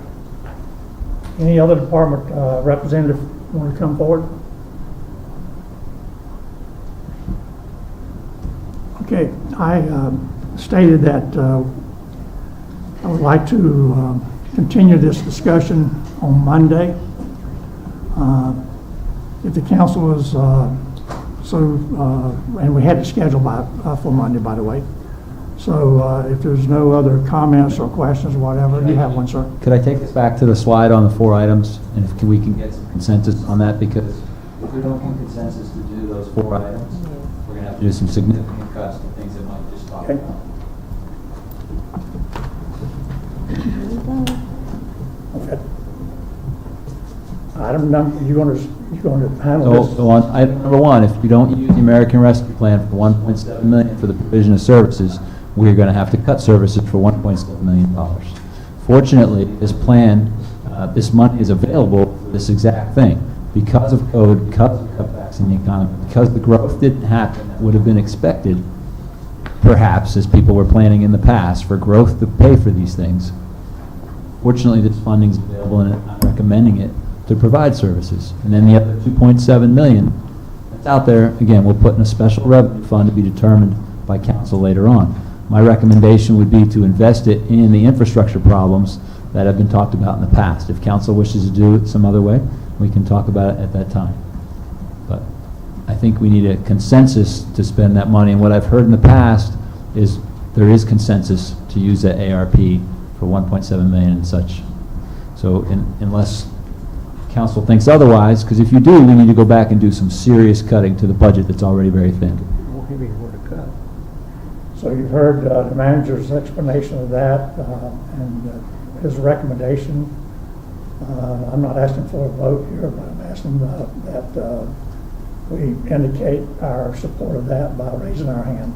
Well, No, you don't want to raise your hand. You just I'm in agreement. I'll put it that way. I'm in agreement. Before we do that, can we have Ms. Catherine to list those provision of services again, just for the public and for the councils? And for me.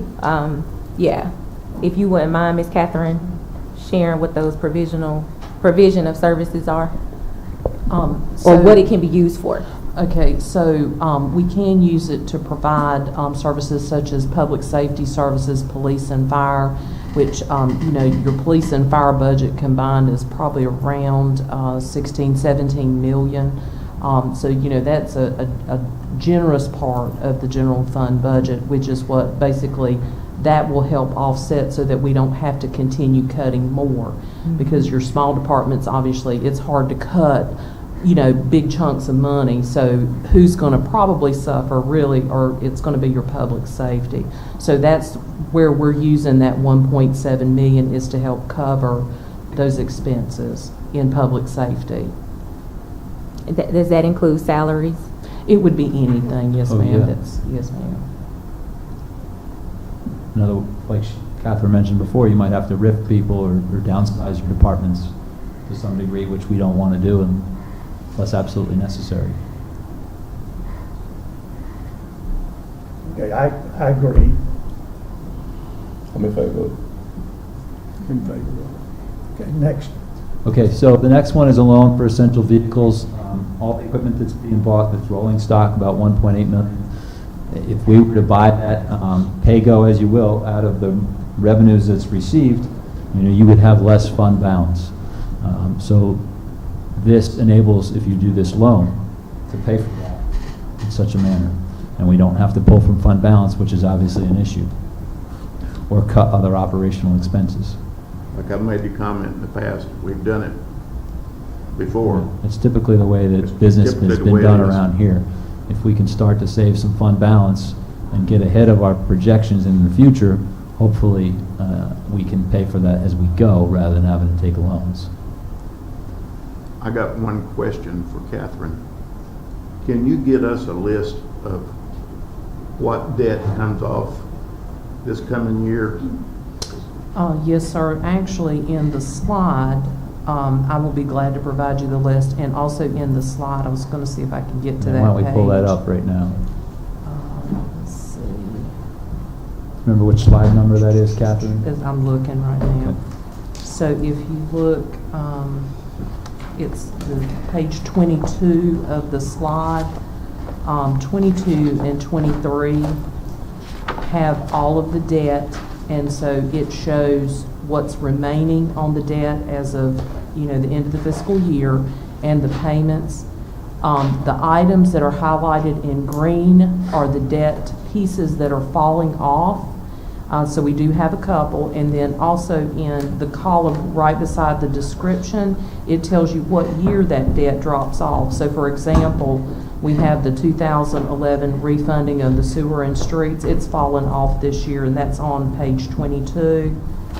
And then you can look on page 23, for instance, on installment loans, the City Hall AMR project and streetscape from 2012, it's dropping off in fiscal year 22, as well as that golf turf equipment that the council authorized about a year ago. It'll drop off in 22. But you can see in that column, we are going to have some significant pieces of debt dropping off, especially in installment loans, such as the Paramount and City Hall. It was refinanced, but it drops off in 2024. And then you've got the, for instance, the Bryan Multi-Sports Complex debt, that will drop off in 2023. We have an IT lease that'll drop in 2023. Vehicles and equipment. So we have quite a bit of debt that you're seeing there that in 2023 and 2024 will open up some capacity for us. And if the city council was in a position to, instead of using those debt drop-offs to fund operations, it would be nice if we could set that money aside to help build capacity so that we have money for a down payment. So if the Herman Park Center is something that the council feels necessary to be done, you have money to put down on it or to help fund those payments. Or if you feel like that fire station that the chief has talked about is necessary to build, so you have that capacity. So in 2023 and 2024, as the manager and I've talked about often, those years, if we can hold our own until we get to 2023 and 2024, you will be over that hump, and that's going to just, I think when I calculate, it was definitely over $1 million. So you're talking about 4 pennies on the tax rate. So that's a big thing. So if we can set that money aside, or even use it as for capital reserve, so that you can pay go some of this equipment instead of having to pay the bank interest, and then buy your police cars, your solid waste, your fire vehicles, things like that, instead of having to borrow the money. would be, I would suggest as a conservative person, I think is a good move. Did I answer your question? Yes, sir? yes. I'm not one who borrows money, sir. But I know right now, if you're borrowing money, it's the best time to borrow it. Yes, And it it's is. been in probably my lifetime. Yeah, I would agree with that. The bottom line there, the grand totals, if you will, on the principal and interest are going up a little bit this next fiscal year, but what is owed is a lot less, going from 64 million to 57 million. So you're paying off your debt.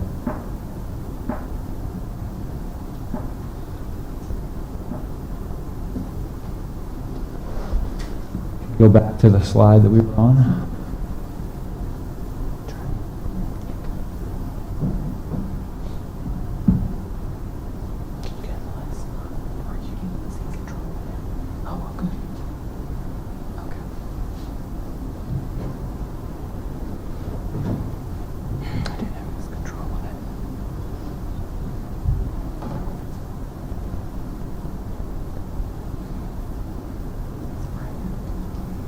Brad's trying to bring it up. Brad's doing it. Okay.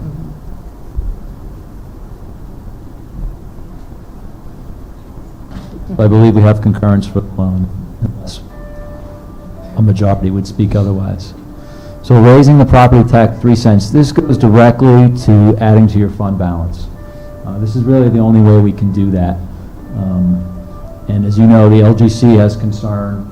We've heard from a couple different agencies. Catherine just this week was talking to Standard & Poor's on our credit rating. You may remember Davenport came in to talk to us about that. And they are concerned about our fund balance as well. Catherine, I don't know if you want to add anything to that conversation, but by adding 3 cents or $750,000 to your fund balance, you are moving it about 1.8%, if I remember correctly, in the right direction. I mean, that's correct. Did you want me to speak any to this? Maybe the S&P with the discussions you might have Okay. had and their concerns. So typically, these rating agencies will contact you to get an update on your, it's not just your finances. You know, as Ted Cole pointed out to you, your finances are a piece of that. It's also your economy and your industry and things that are going on in your community. And so post the FY19 audit, they requested a conference with me to go over updating our credit rating. And we had a good conversation. I explained to them, you know, because obviously one of their concerns was the FY19 audit.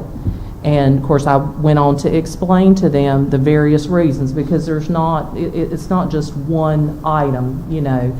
It was multiple. I mean, you know, probably half dozen or more different circumstances. And as I've told you all before, kind of that perfect storm of things happening, and which led to the delay in the audit. And of course, they understood and you know, commended the city for, you know, recovering and, you know, getting things done and looking forward to getting the 20 audit and soon the 21 audit done. Really, one of the things that they focused heavily on was our equity, was our fund balance. And we're not just talking about fund balance in the general fund.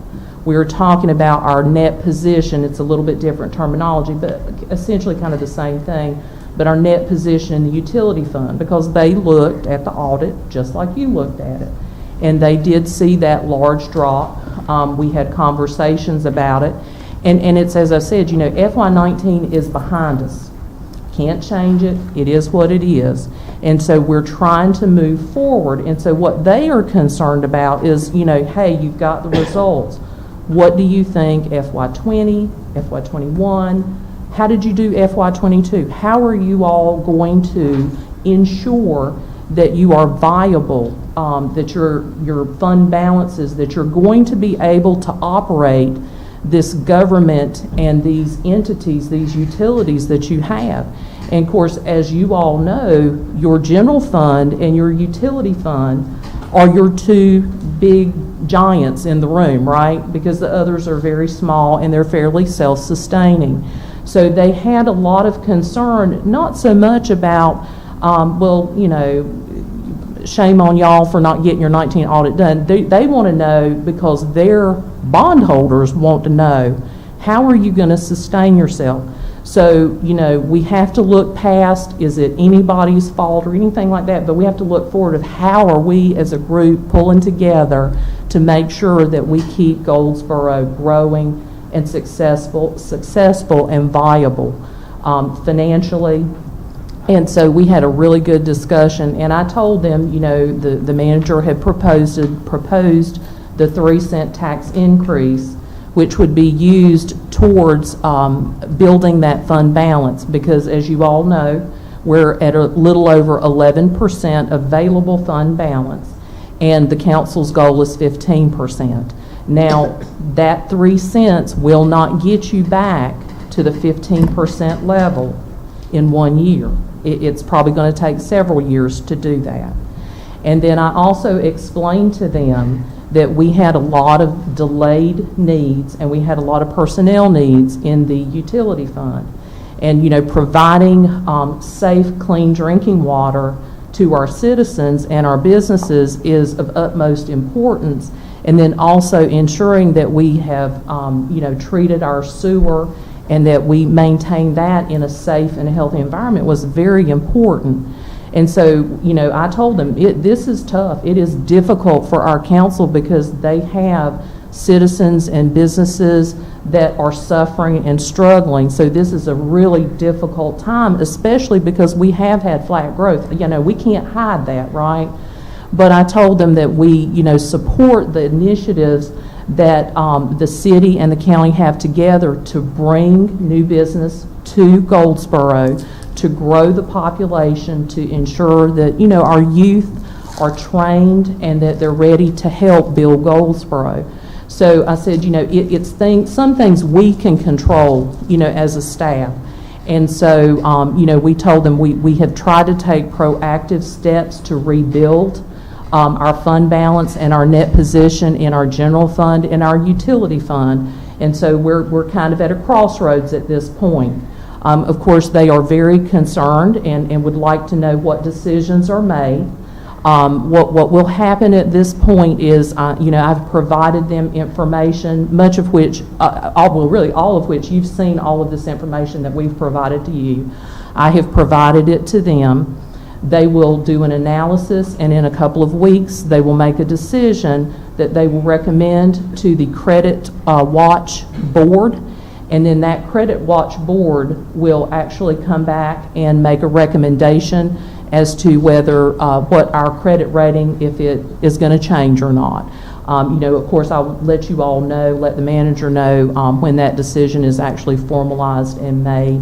And then, of course, we will have to continue to make them abreast of whatever decisions are made by the council as far as the rates, because obviously that will impact, you know, how our equity position will come forward in FY22. Question. So with your projected calculation, right now we're 4% under where we should be, right? We're at 11, we should be at 15. Well, that's just a council set goal of 15%, Right. Lots of other cities our size, the state average is 55%. Right. So because we have a stable economy with, you know, Seymour Johnson Air Force Base in general, minus COVID, I think council has set a limit that's fairly risky, but somewhat stable because of Seymour Johnson. Okay. You're going to have to decide in the future, do you want to have a 25% goal? You know, and that would require more savings over time. So my question now, with the proposed 3%, would that be a constant, or would it be something like what they're saying with the water rate is 3% this year, next year is 5%? Yeah. Are you accepting that the 3% will get us to that point? Like you said, it'd take a couple of years, but I just don't want a variation of 1 year this and 1 year that and 1 year, you know. Yes, sir. So that would be a constant, you would assume, for If I the can next. talk to that real quick, Catherine, I know you will as well, Okay. but, you know, the 3 cents is getting us moving in the right direction, right? If there's growth, you might remove the 3 cents next year. Altogether, okay. Or you might want to keep it because you want more cushioning as a council than they have in the past. That was my question. Yeah. So, and I think I support that. As I've said before, just statutorily, you can only set the tax rate one time a year, and it's before June 30th. And then the council can always come back in the next year and reduce the tax rate. And you may come back and say, you know, well, we want to reduce it 1.50 cents, but we want $1.50 to be set aside for street paving, period. And what we would do is we would have an allocation that we would set up a calculation, and we would put that in a reserve fund for street paving. Or if it's to build a facility, recreational facility, a fire facility or whatever. So that's how we block that money off. But you can always go back in the next fiscal year and change that tax rate. Yes, sir.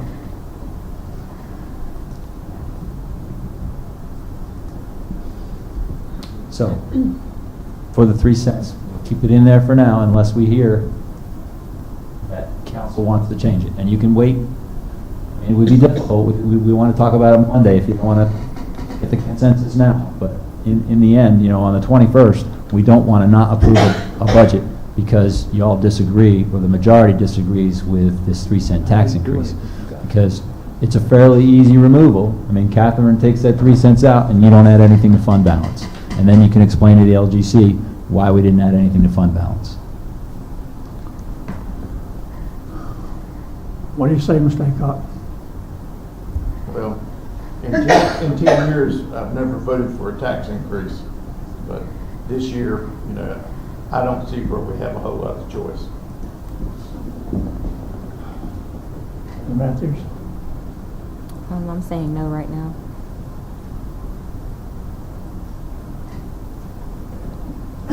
I support a tax increase.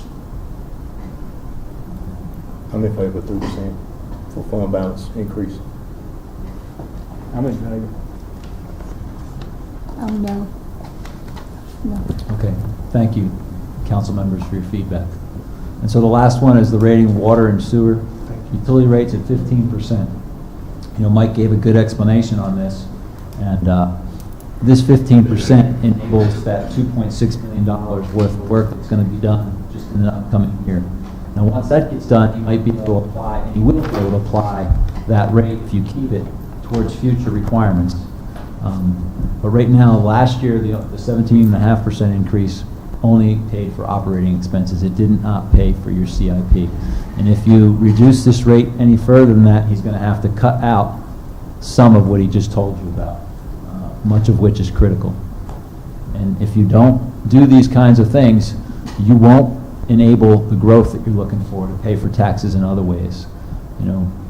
Mike can probably talk to you much more about this than I, but we are at the very close, if not over, the 80% capacity limit. Mike, why don't you come up for a minute? The 80% capacity limit at the water reclamation facility. The first 3 months of the year, what we were 120% due to all the rain? Yes, sir.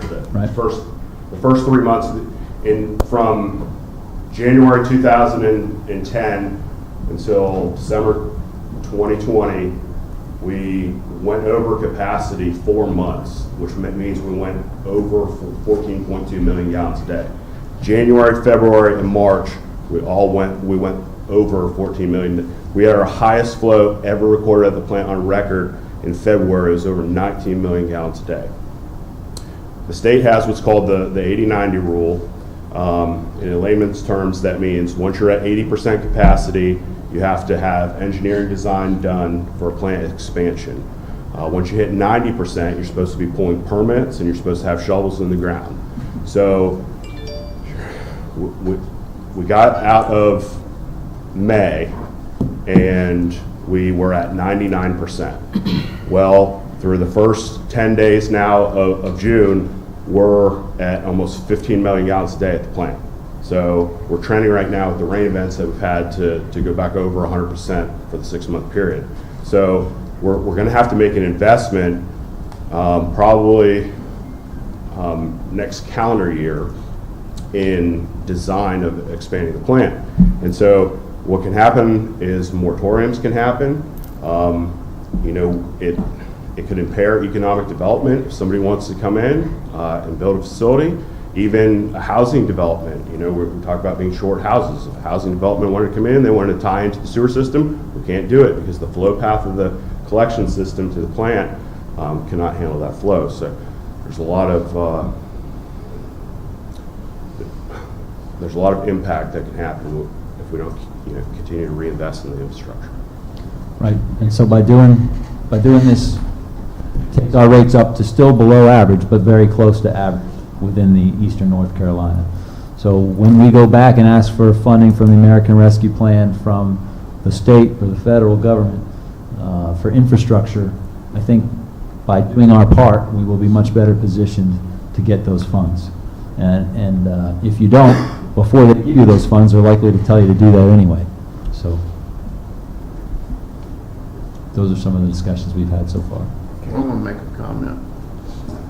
And, you know, this is something I have heard and I have not been able to verify, but in the town of Mount Olive, they have reached their sewer capacity. Mount Olive Pickle wants to expand, but they can't expand because they don't have the sewer capacity to expand. And it's my understanding that Mount Olive Pickle has bought land outside of Mount Olive that will be serviced by another wastewater treatment plant. Now think of what that's going to do to the town of Mount Olive. We can't afford that to happen here. We can't have it that we're, you know, if we get an influx of if an industry looks at Goldsboro and they say, well, we're going to need X amount of wastewater treatment, and we don't have the capacity, they aren't going to look at us anymore. And we're at 80%, I think Mike said, right? You just said 99% as through into May. So you are over the limit, right, Mike? Did I catch that correctly? We finished, so capacity goes on the previous calendar year. So 2020, we finished at 78% capacity. Through the first 6 months, or through the first 5 months of 2021, we're at a 99% capacity. Now, why does that happen? Because of all the rain, because of all the I&I, because of the infiltration intrusion, the water getting into your system, you're having to treat as if it were sewer water.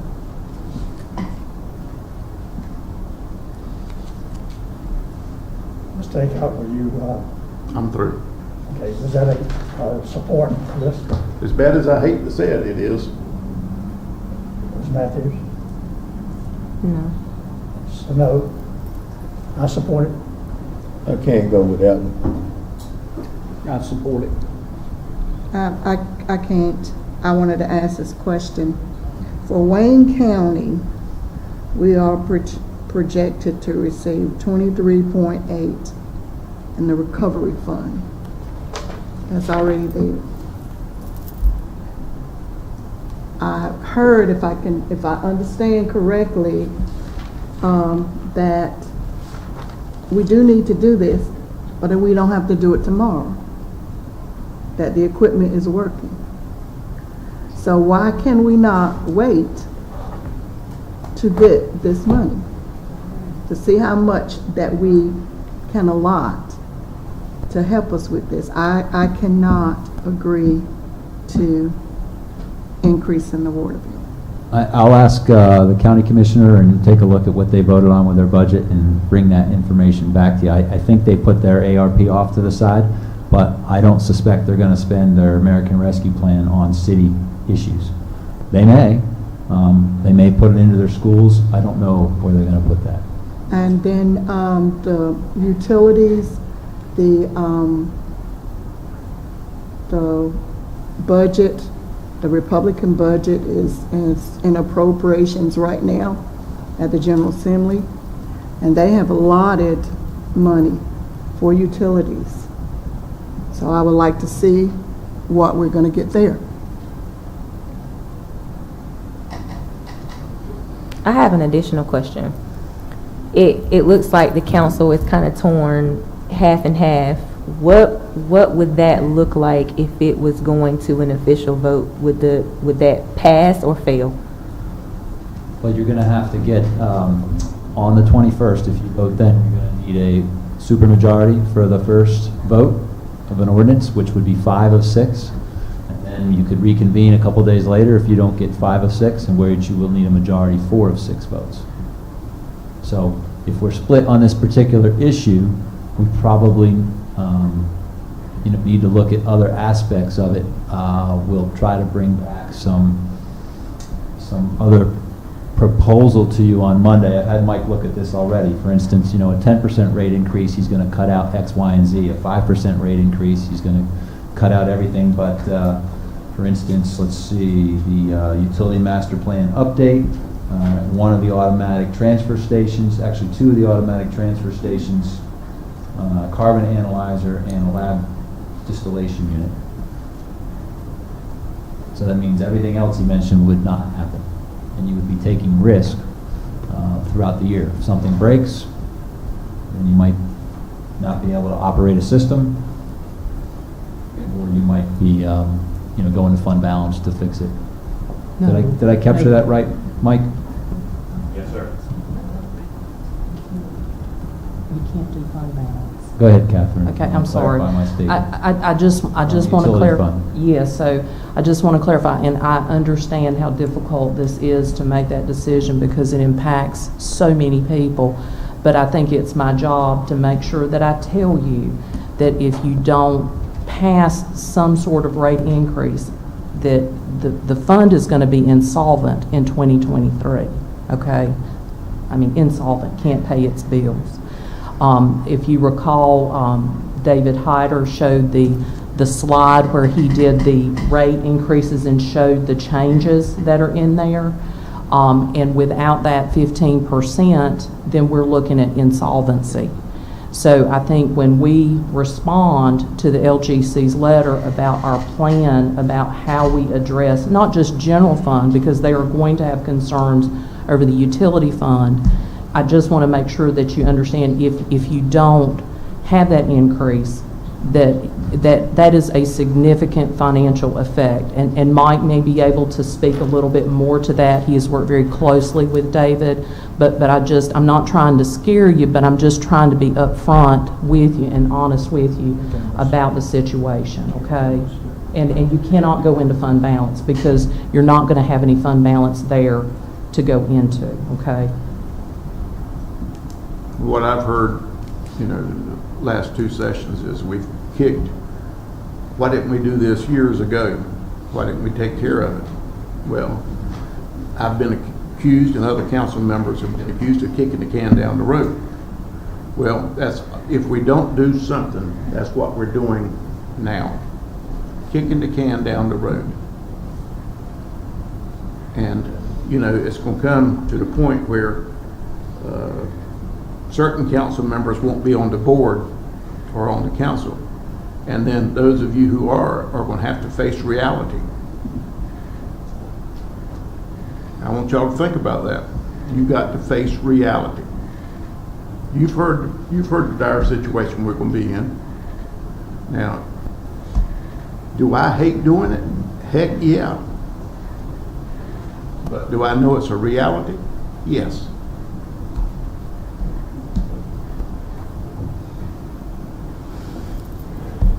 Any other comment? We don't have any other, you have anything else, Mr. Manager? No, sir. Ms. Nguyen? No, sir. If there's no further discussion, I would entertain a motion to recess until Monday at 4 o'clock. Make a motion to recess and reconvene Monday at 4. Second? Second. Yes, ma'am. 14th at 3 We need o'clock. the date, time, and location. Can we make it as close to? Date, time, location. Date, time, can you announce the date, the time, and the location, please? Okay, the date, time, And the location.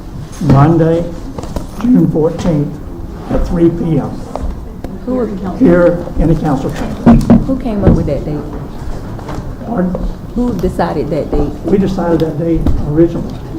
Yeah, that was already, I must have missed it. recessed until Monday at 3 o'clock.